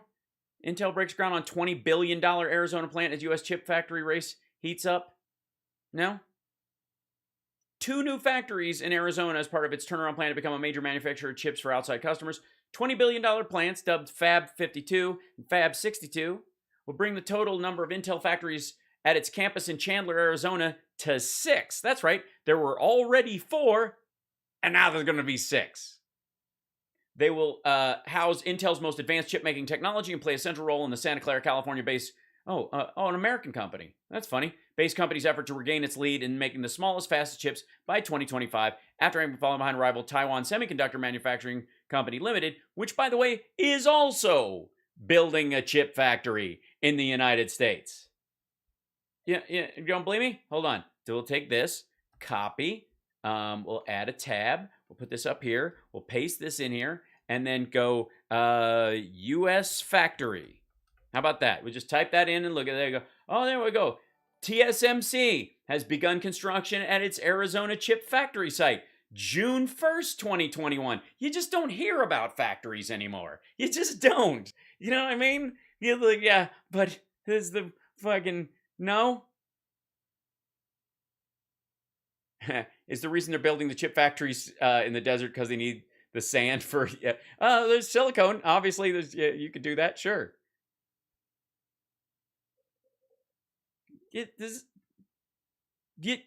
Does he not fucking, we just passed an infrastructure bill, you cock. All you hear is about the environment. Russia's not going. Is that all? That is it? Is it? Because I just heard about an infrastructure bill that passed that you couldn't get through for love nor money. Along with it, India's not going along with it, and China's not going along with it. That would. Well, that's why we, as one of the world's biggest polluters, can make a huge dent while they lag behind. So you don't not wipe your ass because you pass a person on the street that clearly doesn't. Why am I using toilet paper if they're not using toilet paper, is the Trump reasoning. Probably make up 80%. And this isn't where you have a wall around your country. No, this stuff spreads. So it comes. Right. That's why everybody has to do the best they can. From China, it spreads to the U.S. It comes from India. It spreads. It comes from Russia. You have to see parts of Russia, the snow-capped areas, they call it black ice. It's from the factories. Nobody mentions that. But Russia, and then the... Because we can't control them, fucko. That's why the Paris Accord. Because you try to get them on board. Meanwhile, everybody else tries to slow the encroaching destruction of environmental, our water, our air, all those kind of things. The ozone layer, shit like that. They try to slow that damage together while building, and wait for it, more autonomous energy sources. Because you know how Big Daddy Hal has been telling you all this time that the way you sell an infrastructure bill is with broadband, and it worked? Well, one of the ways that you sell renewables more than any other thing, including, by the way, thorium reactors and micronuclear and the like, on top of solar and wind, is no longer needing foreign sources of oil ever, and selling that technology to the rest of the world so they don't need oil and all that stuff as well. But ultimately, we would never need it because we have solar panels on most of our houses over a period of time. The amount that we need is well below what we produce, and we could tailor it back, to market needs, if anything, but not based on whether or not we'll need to heat houses in the winter. China does not have that option, as it runs completely on fucking coal. But America, with a smart electrical grid and solar panels all through the Southwest and wind in the Midwest and in the North, could link all of that power together eventually and send it in places where they're having a hard time because it's goddamn snowing, or the wind has ceased to blow. And that way, America, that country that we give a shit about, could actually have an autonomous energy source that we don't have to pollute ourselves to get. That's why. Even if you don't give a fuck about climate change, even if you don't believe it, there's a reason to use new technologies to isolate your energy needs from the rest of the world and the world market for energy. Because if you look at inflation, what's the primary cause? What's the primary cause driver of inflation right now? Oil, heating oil, and gas. That's it. If we were a majority electric car country with thorium reactors and electric charging stations hooked up to a smart grid that could pull energy from the sunny parts of the country when needed, evenly distributing it across the country, so if you're driving coast to coast, just like the asphalt carries you there, so would the energy. Do you think we'd be seeing a marginal rise in inflation in anything? Of course not. That's why you do it. Even if you don't give a rat's ass. Even if you don't believe in climate change. Accord. I ended it because Russia doesn't have to adhere. China said we don't have to get involved for many, many years from now. India is barely even a member of it. But the United States... Yeah, they're incredibly impoverished, fucko. We want to be... There's going to be a time, just like cell phones, where India is going to catch up with the rest of the world. India got like phone service faster historically than any other country in the world. You know why? Because they didn't have the money to lay the phone lines. So they had to wait until cell phones were a thing, and then bing, almost everybody could get a phone in a day. Faster than, like, the rest of us grew over time. The U.S., we grew that shit. That was our creation, our design, and we pushed it to the rest of the world. It was incredible. But because we were first in, we're last out of the old technology. They rushed straight to the front of this.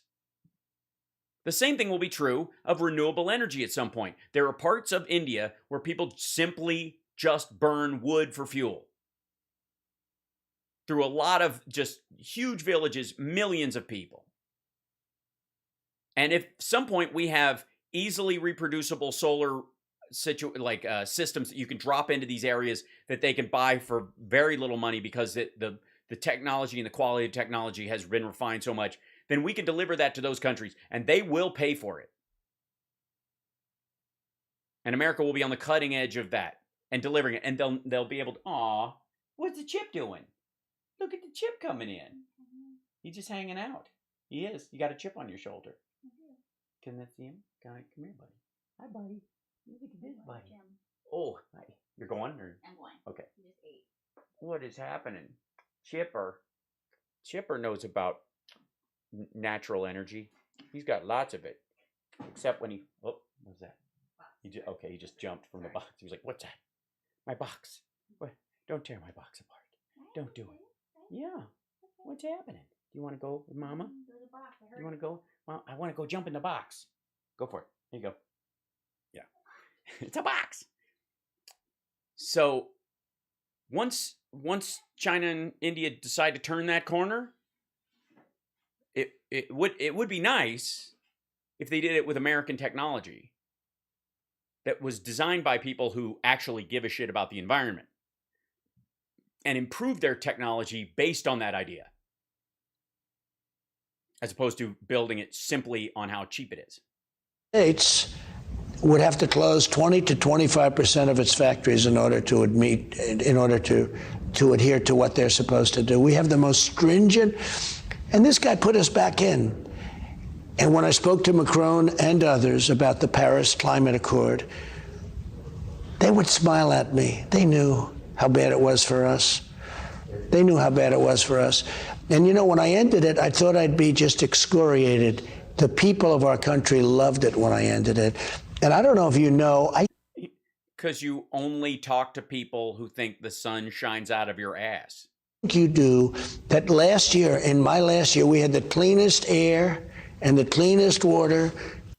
Because no one was going anywhere. Literally, the reason we had the cleanest air and the cleanest water was because planes weren't flying. Cars weren't driving. How do you not know this? Who doesn't know this? It's amazing how clean the air got and the water got when cruise ships weren't going anywhere and planes weren't flying and cars weren't driving the world over. Yes, it's amazing how clean the environment gets when the entire fossil fuel industry lurches to a stop. We've ever had in our country for, let's say, 40 or 50 years, because I assume because you assume cars were driving that whole fucking time? Years ago, it was clean, right? There weren't so many people. But we... Yes. Yeah, it was much cleaner when a lot of us weren't alive. Yeah. The cleanest air that we've had in many, many decades. So it was really something. We had a great... It was really something. Because of what? Because of your great environmental plan? What happens if I let a disease run roughshod over the American people and kill 600,000 Americans? That'll slow down traffic. 4 years, despite a lot of dishonesty and a real horror show, really horror show. Let's turn to Operation Warp Speed. No. Oh God, you can't do that to me. You can't. No. I've got the whole thing. I gotta pull up this thing. Really? We're going all the way back to that shit? Hold on. Captain's log. There we go. I have a feeling I'm gonna need this on. Is he trying to climb in and poop while you're cleaning it? Yeah. Jip likes to poop when you're cleaning the kitty litter. It's a good time. Anyways, where was I? Oh yes, sorry. Captain's log. Okay, here we go. Operation Fart Steed. Here we go.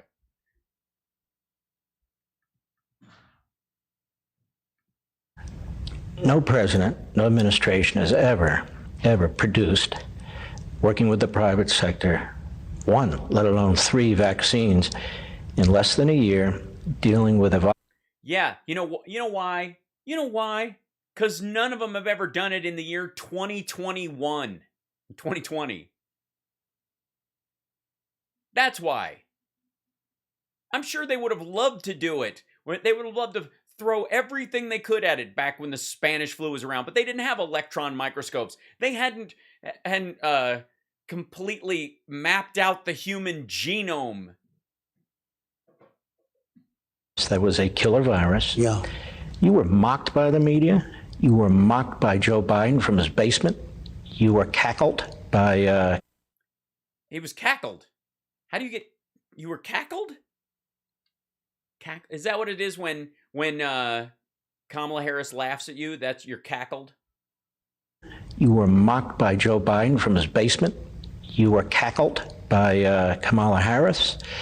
I guess that was the cackle. Yeah, that's what I thought. Yeah. Never even get a vaccine. They wouldn't take it. Yeah, and of course they were the first, jumped the line, and they were the first in line. Yeah, that's not what they said. They said they wouldn't take it on Trump's word alone. They would listen to the scientists who put it out. When the scientists and when Fauci and people like him in the CDC said it would safe, then they would take it. But Trump's like, it's fine. Just put it in people's arms. Like, nobody's going to fucking do that. Trump's supporters won't even do it even after he said it. And now they wonder why some people don't want the vaccine. Yeah. First of all, I haven't seen anything new produced under this president. Yeah. But this Operation Warp Speed. Oh, God damn it. Captain's log. Operation Fart Steed. Take on the bureaucracy. You had a set. I cack you up. That's in Boston. That would sound very different. I'm just saying. Supply chains. You to do something that's never been done in American history. Well, that's absolutely correct. Most vaccines take 12 years. They said this would take anywhere from 3 to 5, but most likely more than 5. Yeah. Before what? Your supporters take it? Got it done in less than 9 months. And we saved tens of millions. Who the fuck is we? And by the way, they didn't use traditional means. The reason we have one so quickly is because they're mRNA vaccines. A heretofore, on any mass scale, untested technology. Which is the primary reason why a lot of your supporters don't trust Operation Fart Steed. Captain's log. So. Lives all over the world. Sorry. Triggered my dance music, sorry. The world. So in 1917, as you know, we had the Spanish flu, it was called. Yes, it's Operation Fart Steed, not Fart Speed. And, did he just say 1917 again? So in 1917, as you know, we had the Spanish flu, it was called, and it possibly killed as many as 100 million people. You know, I don't know if you read the history of the Spanish flu, but you probably, I think you read about everything, come to think of it. But you probably didn't. You probably don't know that it happened a year before it happened. It probably was a thing that was most responsible for ending World War I, because all the soldiers were sick, and many were dying. The Spanish flu was devastating, and they say up to 100 million people died. And it probably did end World War I. But 100 million people. I think this would have been similar without the vaccine. Had we not gotten, and then I got regeneration. What's funny is there's one area where I kind of have agreement with you. Now, I don't believe with the premise that it ended World War I. That's kind of bullshit. But and it's a nice sentiment though. But I would like to add the fact that COVID arguably could have ended the Afghan war. It gave you a perfect out. We had 2,500 people. They were just there to advise and train. You could have said, you know what? We can't have advisors and trainers here during COVID. They can't even interact with the soldiers. We got to pull them out. And we're going to pull out our embassy staff just temporarily, and some ancillary staff, bring them home for a little while. And we've got some people that we work with that are going to work with your government. So we'll fly some of them home too. And some people will just, be evacuating. And over the next couple of months, we're just going to basically pull out for a while. We'll be back. We're all just, some of the guys are going to go to Bagram and they'll wait it out there and then close the door, seal off the gate, and then fly out and strafe bomb Bagram from the air. You could have done that. Right? What better circumstance to get everybody the fuck out because of COVID? They couldn't have even disagreed with you. Oh, shit. All right. We got remdesivir. We got many other things, therapeutic things. Oh, did we? Oh, remdesivir, right. You mean when the South Koreans discovered that helped? That really, in my opinion, worked. I think Regeneron's great.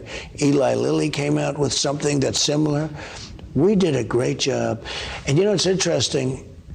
So we did it in less than 9 months. Think of it. Yeah, well then why is anybody still dying? Why is anybody still dying? If all those things work, we got them. Got plenty of them. More than any other country in the world, we have those things. We have dozens of them. Why is anybody still dying then? Why do we have to worry about another phase? Because it ain't that simple. Because it does take more work. Less than 9 months. It was supposed to take 10, 12 years, but they gave it 5 years. But they also said, including Fauci, it probably won't work, but let's give it a shot. I said, it's going to work. It's going to work. Now, I had a little bit of... Yeah, it's going to work. I mean, it's going to work for other people, and you might need a booster shot, but I knew that. And my people won't take it, and a lot of them will just croak and gack up the hospitals while other people who have cardiac arrests and strokes and other shit won't have a bed waiting for them because they'll be full of assholes who, want to use my butthole as a bong, but still don't trust me. Inside knowledge, but I said it's going to work. By the way, I was sort of being Trump in that, for the record, not talking as myself in case that ever gets clipped. We're going to get it done. And we did something else. We bought billions of dollars worth before we knew for sure that it worked, because it takes a year to a year and a half between supply chain, which you're also seeing. Look at. Jeez, it's weird. You're seeing like it's almost as if that was in the pandemic response team's plan and the Democrats added it to every bill. I asked for $2 billion. They gave me $8 billion. Yeah, they also doubled everything he asked for because in it was money to pre-buy the vaccines. Everybody thought this. This wasn't his fucking idea. Supply chain. You have ships all over the oceans that can't come into our country. They can go into other countries, but they can't come into our country. The fuck they can't. Hold on. First of all, let's see. Long Beach. Oh, shit. Long Beach Harbor reduced.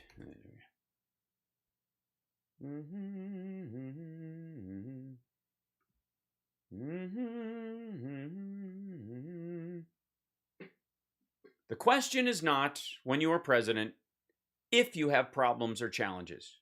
You will, my friend, you will. The question is how you handle them and how quickly and effectively your solutions solve the problem. Hi, buddy. Hi, buddy. Hi. Hi. Chip's walking around under the desk. Hi. What are you doing? What are you doing, little one? What are you doing?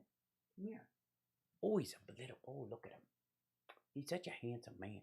You're such a handsome man. Yes, you are. Yeah, you are. You're such a handsome kitty. You're so handsome.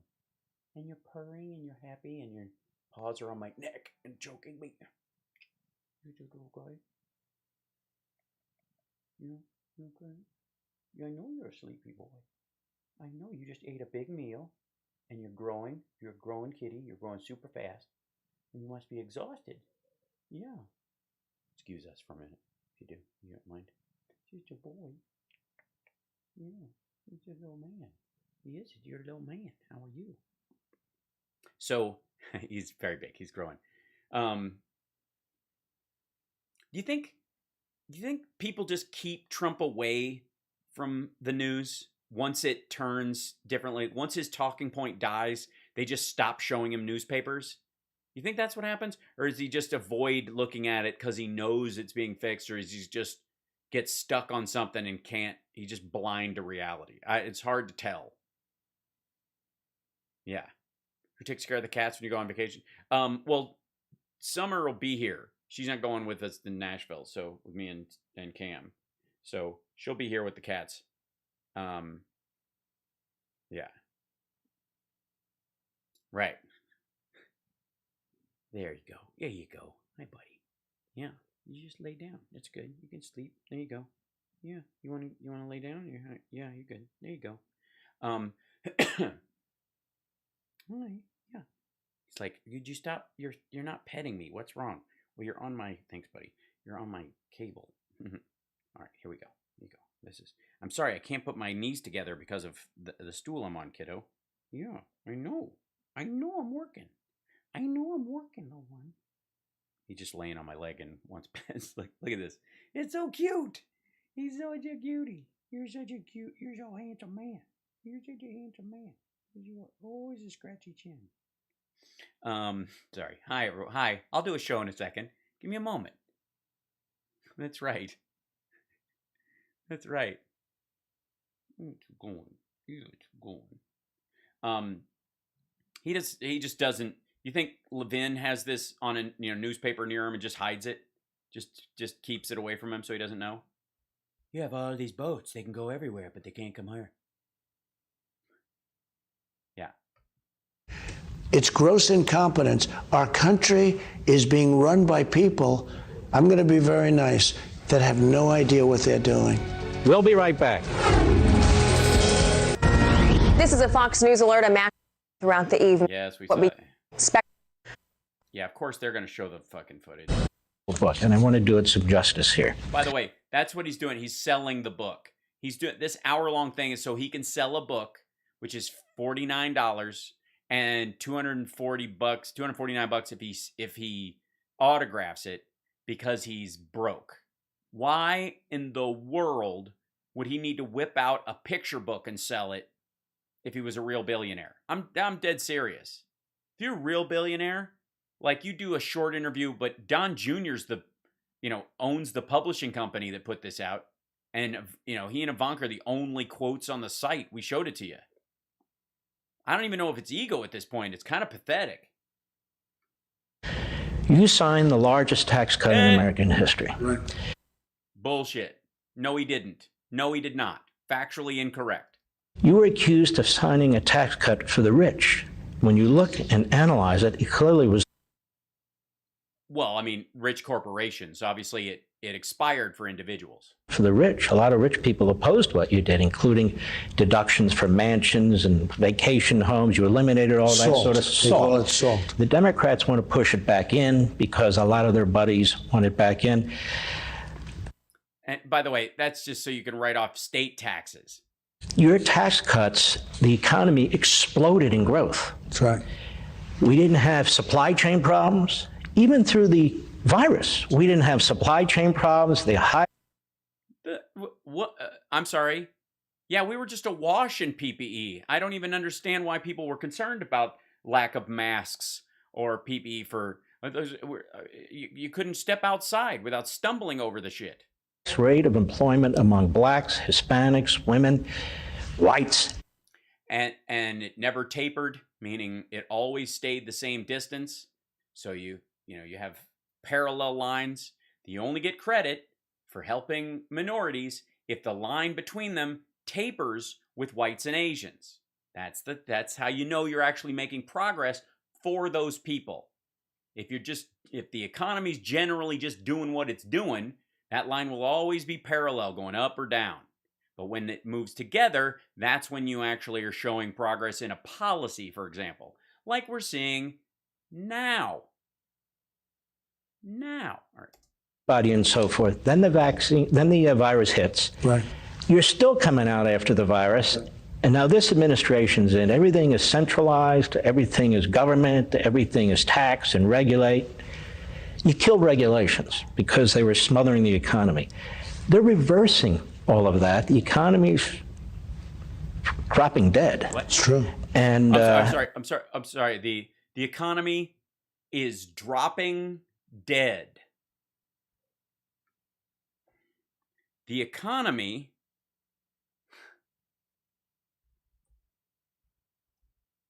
is dropping dead. Right? Let's see.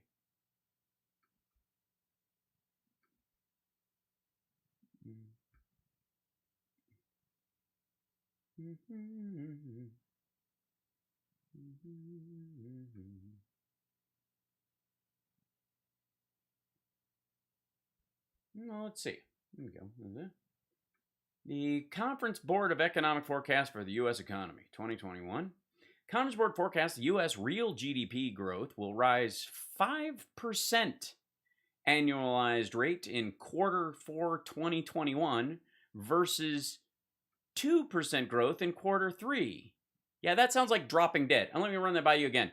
Real GDP growth, real GDP will rise to 5% annualized in Q4 versus 2% in Q3.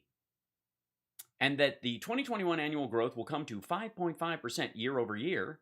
Looking further ahead, we forecast the U.S. economy will grow by 3.5% year over year in 2022. Now, considering it dropped off a fucking cliff last year, the year to year on the 5.1s, it's kind of reasonable. But getting at 3.5% after that arc is kind of extraordinary. Yeah.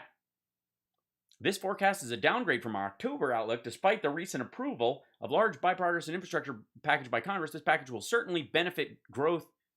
Sorry, what? While this package will certainly benefit growth in 2022, 2023, our forecast had already assumed it would pass for several months. So they added it to what they're factoring in. Two concerns downgrade. Despite progress in the vaccination, we expect to see resurgence in new cases in COVID-19 quarter 1 2022 due to cold weather and more time spent indoors by unvaccinated people and people screwing up and not getting vaccinated. This seasonal pattern was seen in early 2021. We believe a similar, though more muted wave of infections early next year may slow consumer spending growth. I'm sorry, unvaccinated people causing a slow in growth? I thought it was Biden's destruction of the economy. I thought this was the economy dropping dead that was causing this. Mark Levin, you pandering dipshit. It's your fault, Lisa. Well, I don't think it's catching on. I don't think people see it that way. They knew that they got gasoline for X dollars a tank, and now they can multiply it times 4, and they're saying, what's happened? No. It is sad, though, because it's so obvious what they're doing. And, when they drove up energy to the level that they did, that alone causes tremendous inflation. It's such a big component. You make the bread and you... When they drove up energy, the Biden administration drove up energy. The energy for heating, for cooling, for the ovens, for the trucks, for the airplanes, for everything to deliver it. It's a disaster. And we don't have, we're going to go way down in the world order. I said we were number 1. We were going to number 1, bigger than numerous countries combined. We're energy independent, a term that nobody ever thought would happen. And I did that quickly. And now we're negotiating. Well, yeah, it was a strategy the Obama-Biden administration had put together for years. We were headed in that direction. And then, of course, if you maybe had followed the pandemic response team, it wouldn't have even had to crater as bad as it did. Did you see they sent a group today to negotiate with OPEC? Could they send us more oil? We need oil. We don't have enough. No. America did not go to the UAE and say, send us more oil. We don't have enough. Hi. You heading down? Where are you going? Where are you going, silly? No, do not chew. Thank you.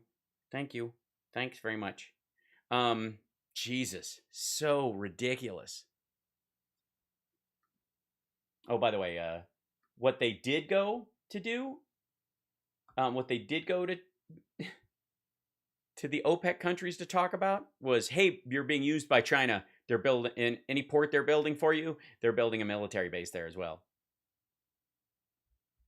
Yeah, we know that. I knew she very. Prices going through the roof. It's very sad. It's very incompetent. I think the border is the other one. It's you take a look. Millions and millions of people are coming in, and we have no idea where they're fucking hell. Just it's the same shit. It's from. The book is called Our Journey Together. It comes out December 7th. Can we wrap this shit up? You can get it at 45books.com, 45books.com. It is a which, by the way, has 2 books. This book, ow, hi. Oh, he jumped up on me. Hi, buddy. Yeah, hi. Are you jumping up? Yeah, here you go. Settle down. There you go. Ow. He just clawed his way up my leg. He's like, I want to sit. Beautiful book. I'm not doing it justice here. I definitely mean to. It's over 300 pages, beautiful, high-quality photographs. Yeah, look at this. I mean, the composition of these photos is fantastic. Each one deserves its place in a museum. Here's one of Ivanka talking from her Instagram. Where else could you do this except maybe one of those services that prints books from someone's Instagram, and it doesn't even have to be your Instagram that does the Instagramming. This is not, couldn't be the quality. This is art. Each one.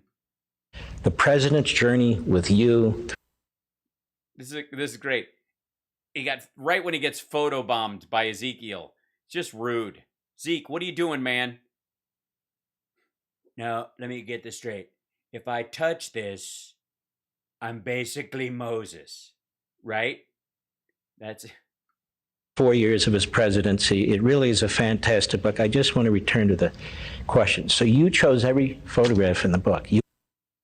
Yeah, from Ivanka's Instagram. Jeez, yeah, this is Shutterfly bullshit. Through thousands and thousands of them. And you decided to comment on some of them, too. Yeah. And you've written the comments on... You decided it after Don came to you with the idea for getting, like, suckering more money out of your dipshit followers with this like, Shutterfly Apple book piece of shit. Good Lord. Hi, do you want to... are you jumping down? What are you doing, buddy? All right. He's lame. Or some of them have been printed and so forth. I'm looking right now. The swearing in of... Yeah, of Merrick Garland. No, of Neil Gorsuch. Look at, and the quality of this picture too. It's almost like a Polaroid. I just like the way I'm standing in this picture. It really captures my weird lean forward. And it kind of cuts Neil's face in half, which is how I feel most times, because he's been really a disappointment. And when the old guy's reading off the menu card and decides, you know what, we're going to skip dessert, it's my favorite. Gorsuch. I also like how the podium is kind of in the shot next to my arm. Just the kind of quality photos.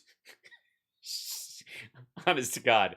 I thought initially when we looked at this stupid thing, because of the 4 shots that are on the thing, that it was going to be all the presidential historian pictures. This is just garbage.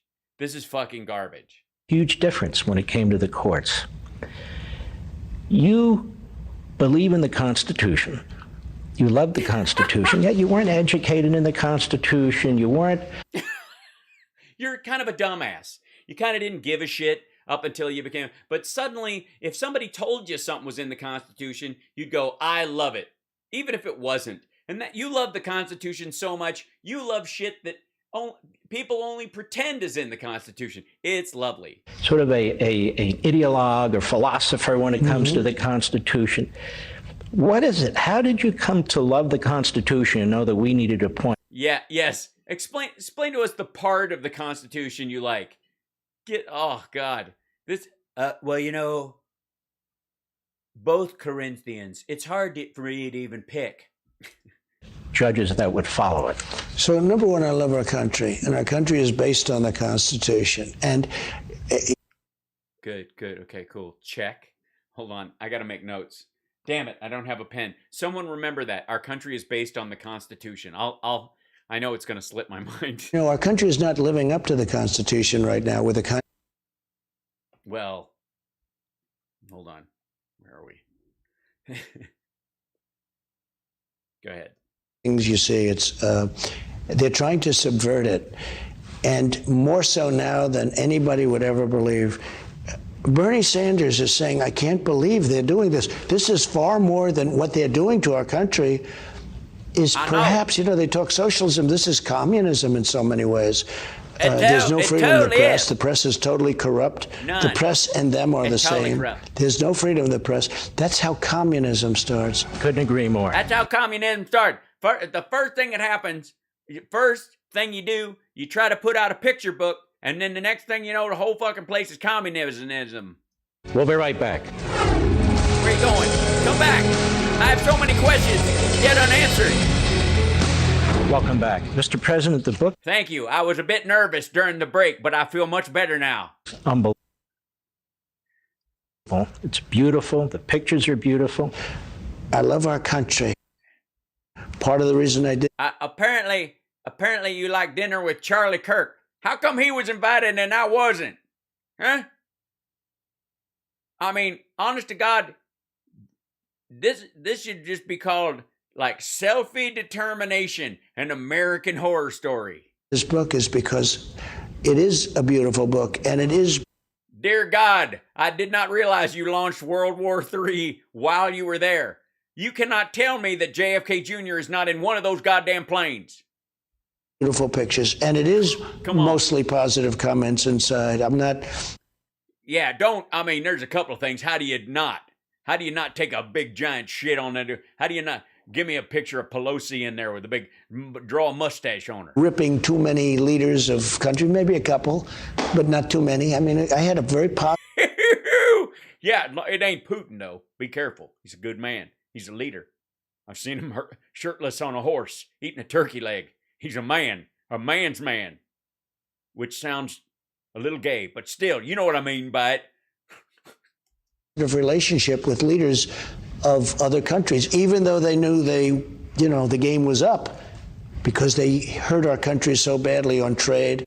That's right. You know, when you can beat the president of Mexico at his own game of Uno, you know the art of the deal. On NATO, I mean, you had countries not even paying for NATO. We were protecting them, and then they were taking advantage of us on trade in addition to that. So yeah, it's weird. It's weird. We have this military group that we're a part of, and then at the same time, they're screwing us on completely unrelated matters. Come on.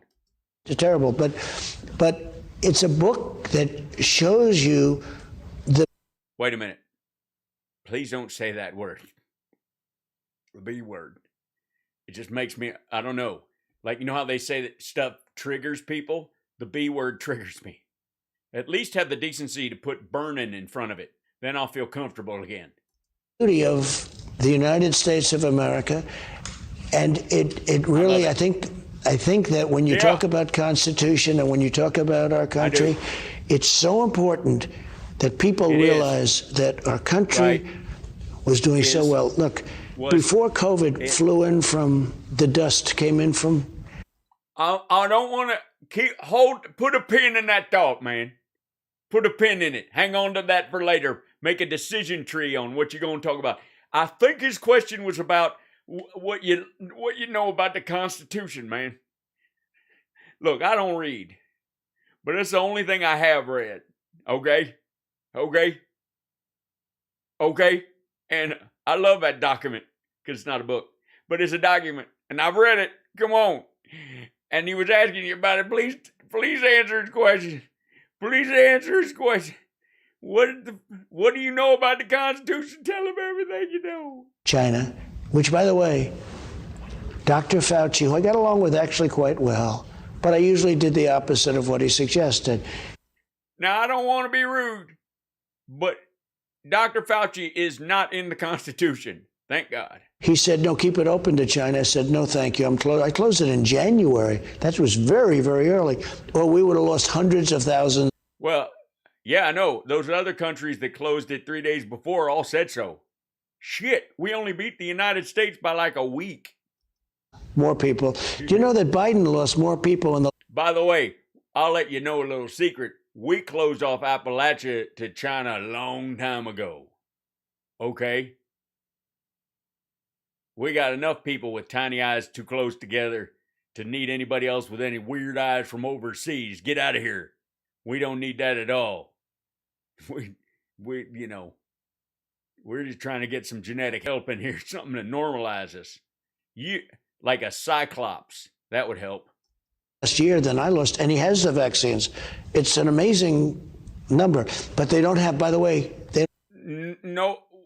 Oh, it's math. Thank God. I'm not good with math. Otherwise, I would know that 760,000 minus 600,000 is a number less than 600,000. I mean, I'm a math too much for me. You're Watch. right. You're right. A little chart of Death Watch. On TV, they had it in the corner. Oh, every day you'd see the Death Watch. But it was I don't have I have a death pocket watch. important to show the beauty of this country, because when just prior to COVID, before hearing that horrible name, which, by the way, was called many different names, I usually call it the China virus because that's the most accurate term. But sure, that's why you would want to call it. Prior to COVID coming in, this country was at a level economically that we've never reached before. We had 160 million people working. We don't have anything near that now. Well, no, we got, I think, more technically, but don't let that stop you. Also, I was not one of those people, but no hard feelings, okay? I mean, don't get me wrong, I voted for you twice because you said you were going to bring back coal mines, and that's where I was born in one. Most people don't know that. Yeah. I was a spontaneous birth in the middle of a coal mine. It was like a manger of black gold. And you said it before better than anybody's going to say it, Hispanic, African American. Yeah, it's true. I have to say, Mark Levin pronounces the word Hispanic better than any Hispanic person ever could. Women, Asian. Honestly, when they say it, I don't even know what's happening. I feel like their tongue's going to bust through their septum and knock their nose on the floor. High school diploma kids without a high school diploma, people that graduate. Hey, that's me. That's me. He said me. He said me. Come on. Top in their class from MIT and from the best schools. I mean, we had everybody working. And I'll tell you something interesting. Except me, but no hard feelings. You say, well, will it ever come together? I might have said no. I might have said yes before I got elected. But after elected, when I saw all these dirty tricks with Russia, and all of the stuff they were playing, I might have said no.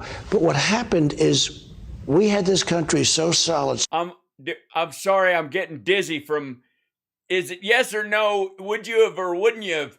And in this question about the Constitution, I'm lost, man. I'm fucking lost. Strong. Everybody was working. People that never made much money were going out and buying houses from their salary. That's true. That is true. I bought one, an outhouse, but it's more room than I need. Comfy. And I can sleep sitting up, and I don't have to get up to go to the bathroom. It's wonderful. It's the American dream. I'm in it right now. I'm carving off a loaf. Look, while I look right in your eyes. Right in your eyes. Oh, buddy. Like that. I learned that from Trump. I mean, I have to sit on a hole cutting wood. There's splinters, sure, but all of us can afford an adult diaper. That's the life. That's the life, man. You tell me what? I'm going to tell you something. We had food stamps way down because people didn't need it. It was a beautiful thing. Yeah, I had very few left over. I had them cut off, and then I just was eating them. I didn't even have, because I didn't have money to go to the store, so I would just eat the stamps.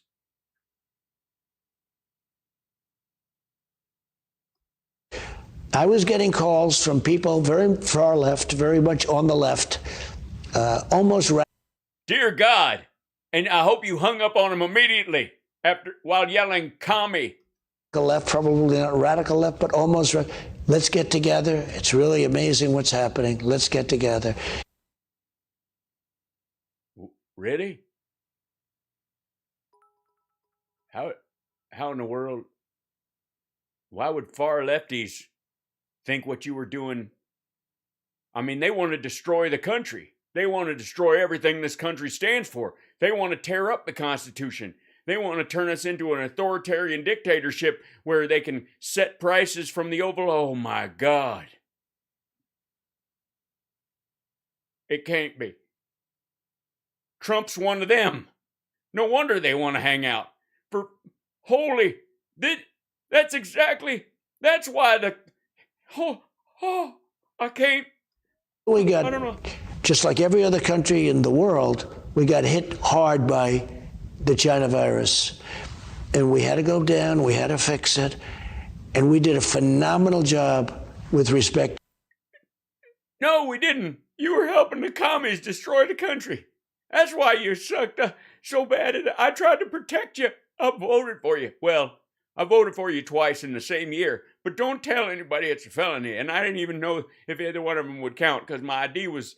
it had expired 7 years ago, but they said in my neighborhood it was okay because I'm white. So I went ahead and voted anyways. And they were like, "You want another ballot?" And I was like, "Why not?" And it probably won't even count the first time because it'll go to China. I even smelled it. I was like, "Does it smell like panda shit to you?" And they're like, "What are you talking about?" I'm like, "You'll know in a few months." And then I voted. And then now I find out you were working with the commies to destroy this country from inside. That's why you fomented violence all last year.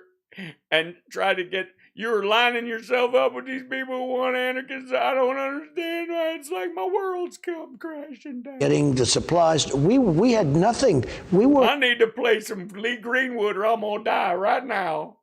I'm gonna die of shame. From the halls of Minnesota to the bars of Tennessee.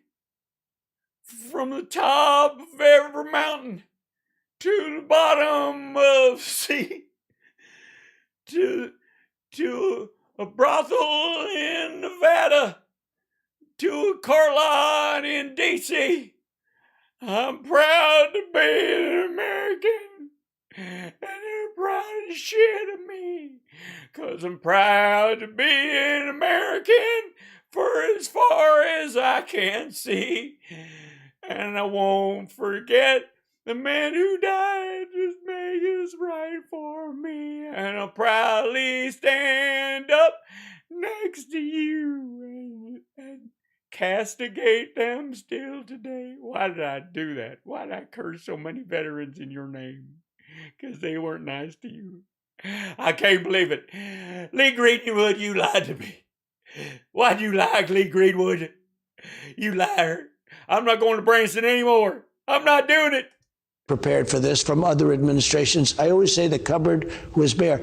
And the state's cupboards were bare also. I once had a bear in my cupboard. Good eating.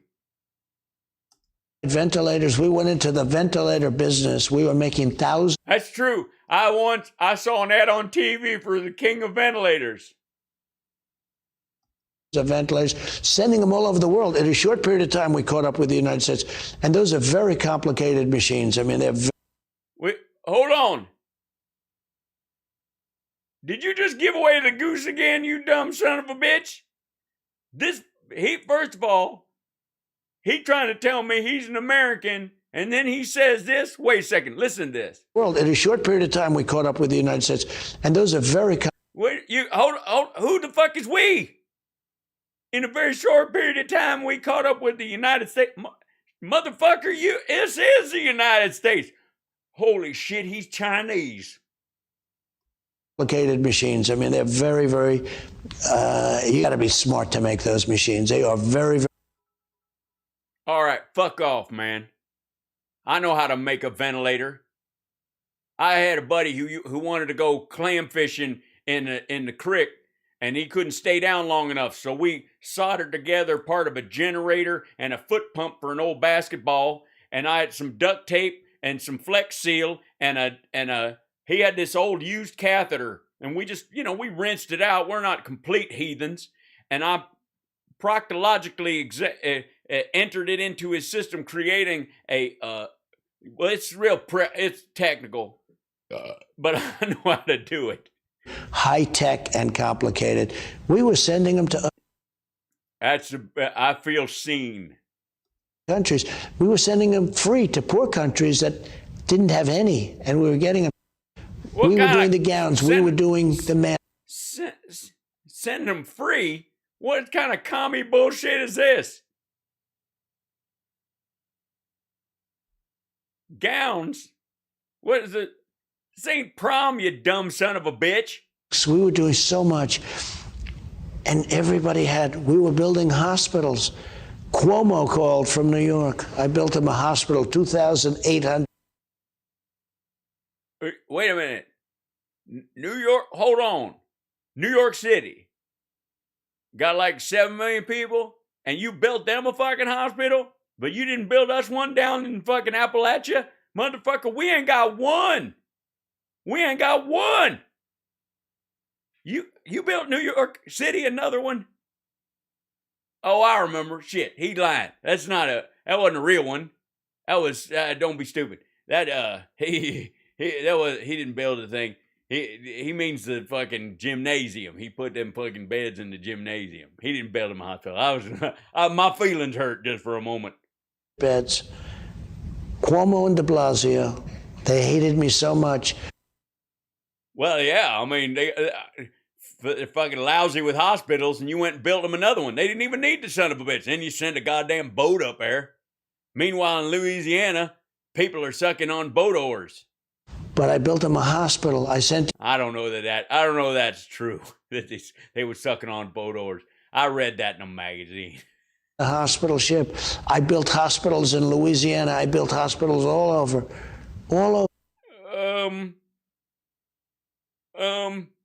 In America, we don't call that a hospital. We call that a fucking tent, buddy. I know. When I was repainting the outhouse, I had to live in a tent for like 8 months because of the fumes. Yeah, you get, in an outhouse, you get used to a certain smell, and then that paint smell, it just doesn't feel like home. So you got to wait for it to fade. I left the door open and everything. Took it forever. I mean, I still had to use it, but I had to put a clothespin on my nose. Portable hospitals, thousands of beds. We did. If it's portable, it ain't a hospital. Phenomenal job, except when it came to public relations, because no matter what we did, the press would not cover it fairly. So we did a fantastic job. The one thing we are getting credit for is Operation Warp Speed. And if you think of Oh, yeah, I heard of that. Hold on. Operation Warp Speed. It's Captain's log. They call that Operation Fart Steed in my parts. But that's actually more important because isn't it? We have a vaccine, and we have 3 vaccines, and we now have others that... Yeah, 3 things I am not taking. Thank you. It's one thing when you have a choice not to take 1 vaccine. Now I got a choice to not take 3. Thank you, Mr. President, for letting me deny science 3 times. I feel like fucking Christ and one of them apostles. Like I can deny taking the vaccine 3 times for the cock crows. Which I think there's a vaccine if your cock's crowing. It's not really a vaccine, it's more of a salve. Very close, that all took place during our time. But we have 3 vaccines that saved more people than we could ever even talk about during the actual process of this horror show itself. We'll be right back. What? Hold on. Can you ask him that question again? Maybe it's me. I think it's me. But I don't know what the fuck he was saying. I don't know. I want to know, but I don't know.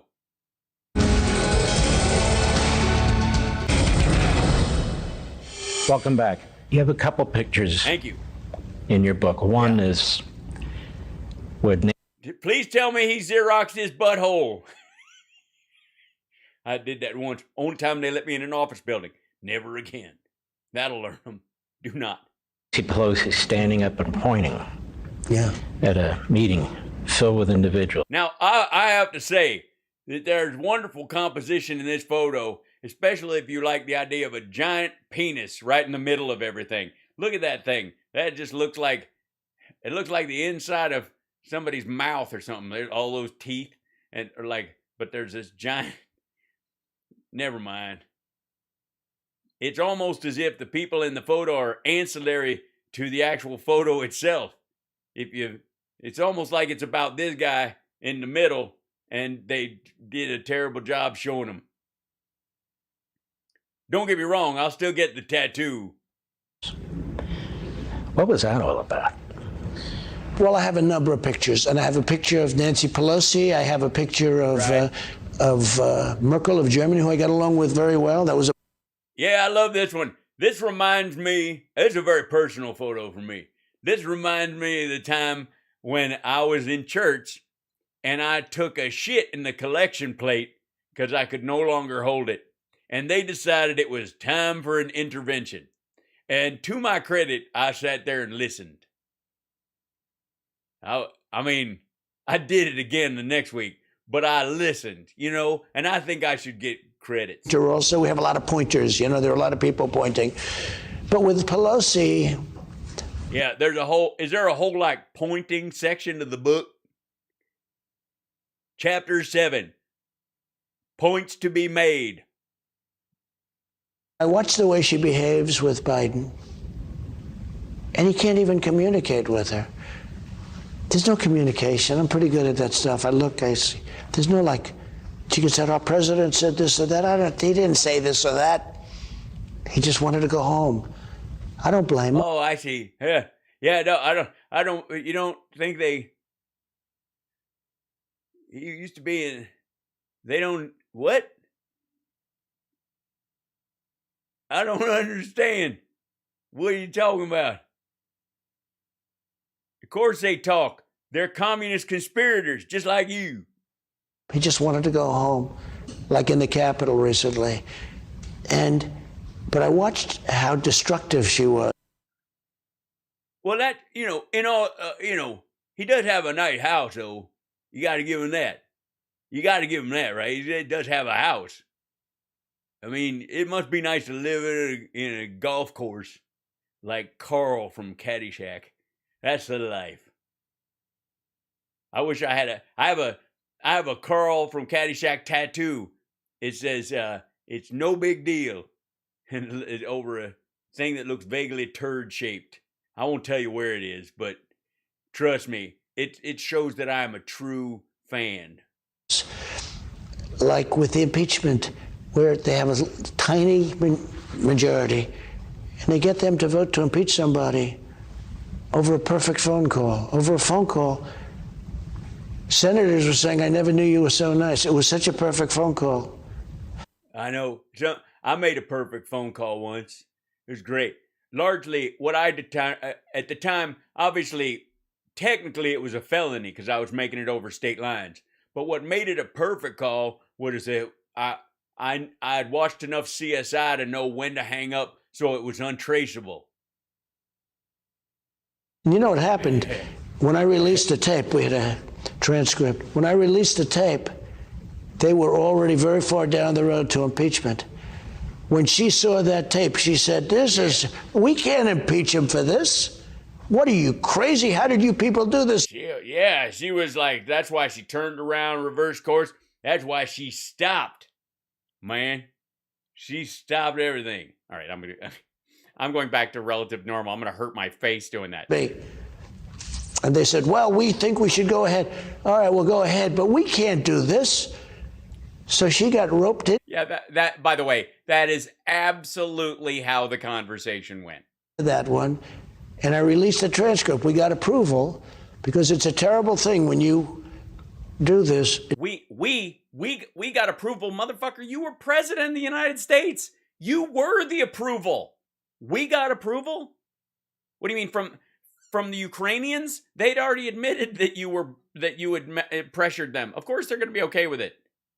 Of another country, we called Ukraine. I got approval from Ukraine because I might have done it anyway, you want to know the truth, because it showed total innocence. But it was nice to get an approval. And it was nice to... Yeah, wasn't it? It's nice that the president of the United States has to ask permission of the president of Ukraine, who just got elected, to release the transcript of the call where we tried to muscle him into going easy on Russia. The president of Ukraine said he did absolutely nothing wrong. He didn't even know what they were talking about. It was a congratulatory call because he had just won. So it's a... Well, if that was true, then why didn't he go out and make the statement you asked him to make? Right? If that's the case,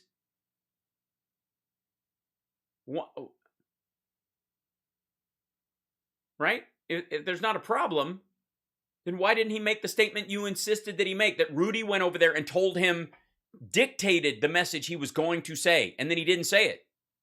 Terrible, terrible thing. But this country is going to come back. It's going to be better than ever before. Well, I agree. I mean, I do think the infrastructure bill is terrific, and the economy's looking pretty sound considering what we've been through. And the plans to, he's keeping Jerome Powell in. That's, the markets reacted kind of, mixed message on that because they know he's going to eventually have to raise interest rates, but they're going to slowly taper it over the next year and a half or so, and it will be managed very well. And by the time we get close to 2024, we'll be heading towards a budget surplus or some shit like that. And then they're going to start making an argument that, yeah, sure, Democrats can give you a surplus, but Republicans know how to spend it. Built it to a level that nobody had ever seen. I then rebuilt it again, and it was very strong. But now it's starting to go bad.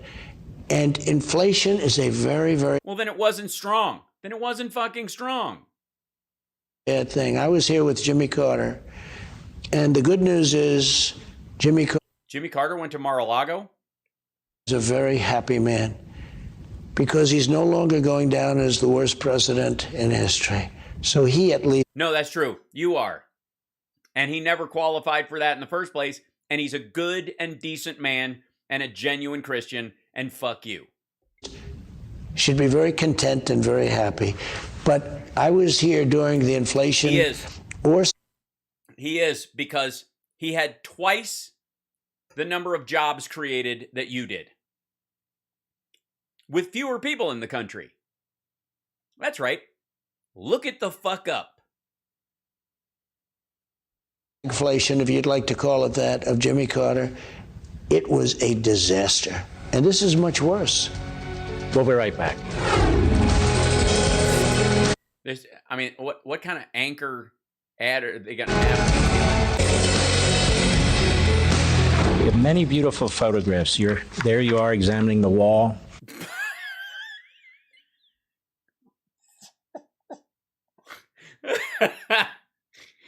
Oh my God. Make sure you get a picture of me with my two thumbs up standing in front of the fucking wall. The part that's not done even and is still measured and they're still cutting the pieces. I like this one. I like how there's no filter on it, so the sun is burning down and just makes this like crappy Polaroid looking thing. Put the one in where I'm doing my Fonzie impersonation in front of a bunch of rusty slats. Oh God. Hold on. Somebody said what? Sorry, Moms was wondering what the Hillbilly app is. Oh, it's on Snapcam. With a G, with Netanyahu, with other world. Yep. Put the picture in where I'm more in frame and our hands are touching awkwardly. The one where it looks like he's just about to cut my penis. I'm sorry. These are just fucking Instagram shots. This isn't a bullshit Instagram book. Dad, we don't even have to print it. They'll print it for us. That's exactly what this shit is. Leaders, Putin, with the American people, with the United States military. This is a very positive, really wholesome book to put. Yeah, it's really positive and wholesome, especially this shot Leaders, with him and Putin, with his fucking palm up handshake. I mean, this would be a good time for Dr. Frank to come in, and tell us about body language. But every guy I know knows that when you shake hands with an equal, you do it evenly like this. You don't palm up like this, like some kind of bitch.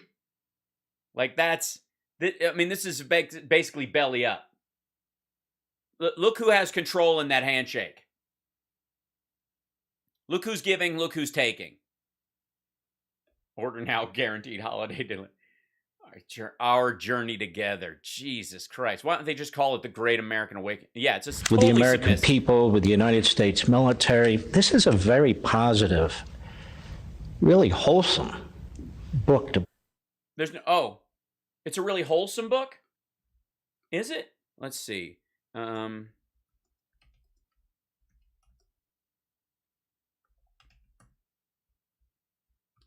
So just for so there's no pictures like this in it, or like it's wholesome. So there's not those kind of, there's not like a little note about if she wasn't my daughter, I'd be having sex with her. They're wholesome. These are wholesome pictures. They're wholesome. I see. So I know my father. He's not a groper, Ivanka Trump.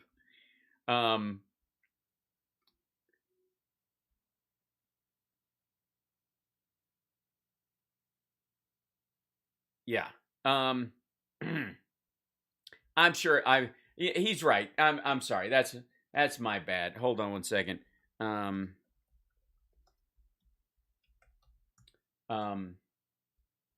think so it's a wholesome kind of it's wholesome is what you're saying. So there's a like selective, there's no stills from like this gathering. Or no, there's not.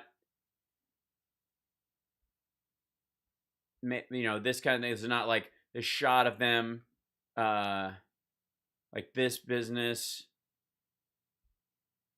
No, they're not. It's not. It's wholesome though. Wholesome is the point you're trying to make. I see. Okay, cool. It's a wholesome book. I see. On your coffee table with fantastic photographs. You picked every one. You wrote many, many comments, and it walks you through the presidency in a way that I think is very, very attractive, particularly for the holidays. So I want to encourage people to get it. Yeah. Particularly for the holidays. Jesus. Go to 45books.com, 45books.com. It's called Our Journey. It's the only way Levin could get this fucking interview in person was to help him hawk the book. Because the guy's a billionaire. Together, our journey together, and know that the president had everything to do with this book. Nothing got past him. No photos are in here unless he... Nothing got past him. None of the photos in this book are there without his seal of approval. Not the shitty thumbs up shot with the glaring sun in front of the slat fence with the markers on. Not the weirdly cut shot of him being pointed at by Nancy Pelosi that he took from the White House photographer. Not the shot of him with Netanyahu that's all off center and shitty. Not the part where Gorsuch is being sworn in and his hands in front of his face and Trump's arm is obscured by the podium. That was like, what the fuck? And nothing written in there is but from him. It's been a great honor. Thank you very much. God bless. Look at that. Even with fucking Levin. Even with Levin, this motherfucker cannot keep his hand even. Look at this. Watch the handshake. It's been a great honor. Thank you. Okay, so look at Levin reaches out with a normal handshake. Look at that. God bless. Look at that. And look how it ends up. Fucking bellies up to Levin. He's even subservient to this dickhead. That's why these assholes like him, because he's in a position of power, but they know they've got control over him. Fuck, that's pitiful. I know I went long tonight, but that was we haven't had a long form of one of those things in a while, so thank you for being with me. I appreciate it. We have other stuff to cover. I suppose, can we just leave on one special thing, okay? Can we just go out? If it's okay, we'll just leave on one point, okay? Hey, man, he's a martial arts expert. Talk about the art of the deal. This is the martial art of the deal, man. He's gonna kick some ass and take some. What's he doing? Taking names and kicking ass. He's taking ass. Anyways, some ass and names. I don't know, but anyways, look at him. He's everybody else was kung fu fighting. He's doing Korean. Man, this is something else. I knew he was a fighter. Look at that.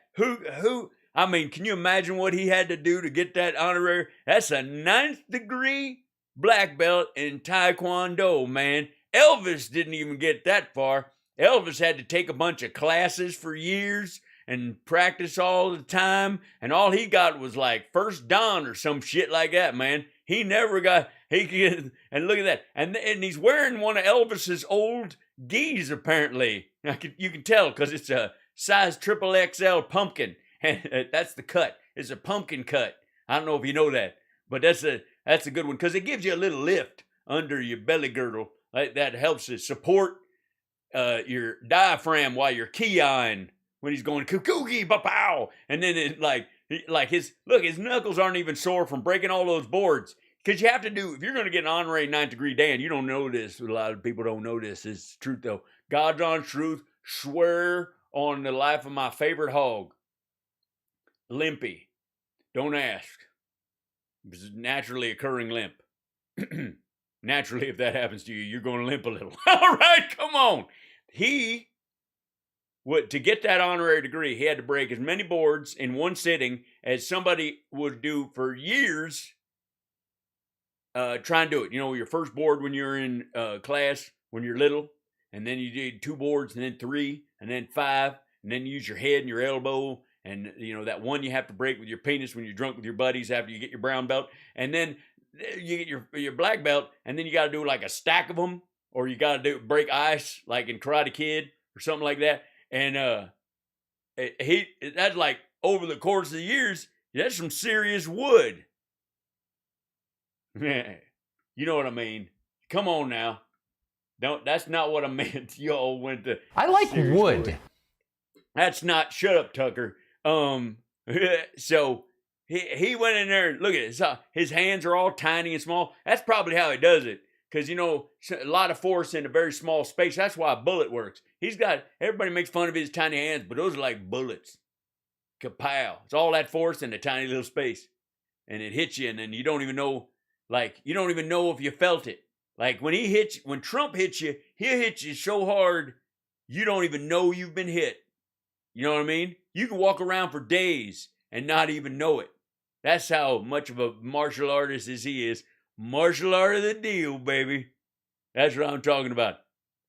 They're gonna be a new movie out called The Taekwondo Kid, and it's the story of an intrepid second-generation rich kid in New York City who has to move down to Florida because his mom doesn't like him and no more. And he meets this old fella working. He's rich. He actually owns another golf course also, but he's an Asian American who teaches martial. Well, he has his own school, and he goes there and he learns, and then he basically becomes. It's like Cobra Kai, but the plot's in reverse. He's my hero. Look at that. He's so strong and manly. Goodness gracious me. Imagine the rippling muscles under there. that would be required to hold that belly up. Seriously, that's a superstructure. Let me tell you something. You can't drive a truck across a bridge unless it's got strong girders. You know what I'm saying? And he's got this, come on. Oh, you know what? I can't wait to meet him. I want him to teach me something, a thing or two. Come on. I want him to teach me how to do the chopping and the punching and the kicking and the high cuffing and the kia, and then the using the elbows, and then this kind of movement like that when they do like that. That's kind of cool. And maybe like that praying mantis thing where it looks like they doing the Michael Jackson thing, and then, or that snake style. I always get them mixed up. I got to ask my Sifu. So Trump, I can't wait. Trump is the new, you wait for it. He is the new Steven Seagal. If Steven Seagal had just started now and they needed a new one that looked just like him, like all fat with the big neck. You know what I mean? Yeah. And the interesting thing is, that's a good point. The amazing thing is, he got that belt entirely without doing the wax on part. That's amazing. You know what I mean? He just skipped right past the wax on part, went straight to the other part. That's just Steven Seagal off a Wish. That's what it is. He's like the Walmart Steven Seagal. And there's nothing to be ashamed of. Come on. Anyways, so I just wanted you guys to see that because that's something to be proud of. Check you later. That was just, I just had to. I'm sorry.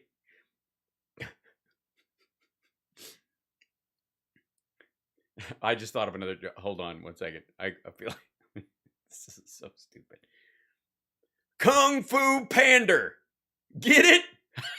I got it. You get it? Tell me something. Yeah. So, you guys are wonderful. I will see you guys tomorrow at 3:00. Don't forget to like and subscribe. Give a thumbs up. I'll be jumping on to say hi over the holidays, but I won't be doing my regular shows Wednesday to Saturday. But I will do the radio show on Saturday morning. So there you go. What's that giggle you did? I don't know. So Kung Fu Pander. Come on. I mean, honestly, for that character, that makes total sense. Belt is holding up his oversized gut. Little lift. Yeah, seriously. Anyways, appreciate you guys. I'm just reading the chat. So I will see you guys later. Take care of yourself and take care of somebody else. Bye.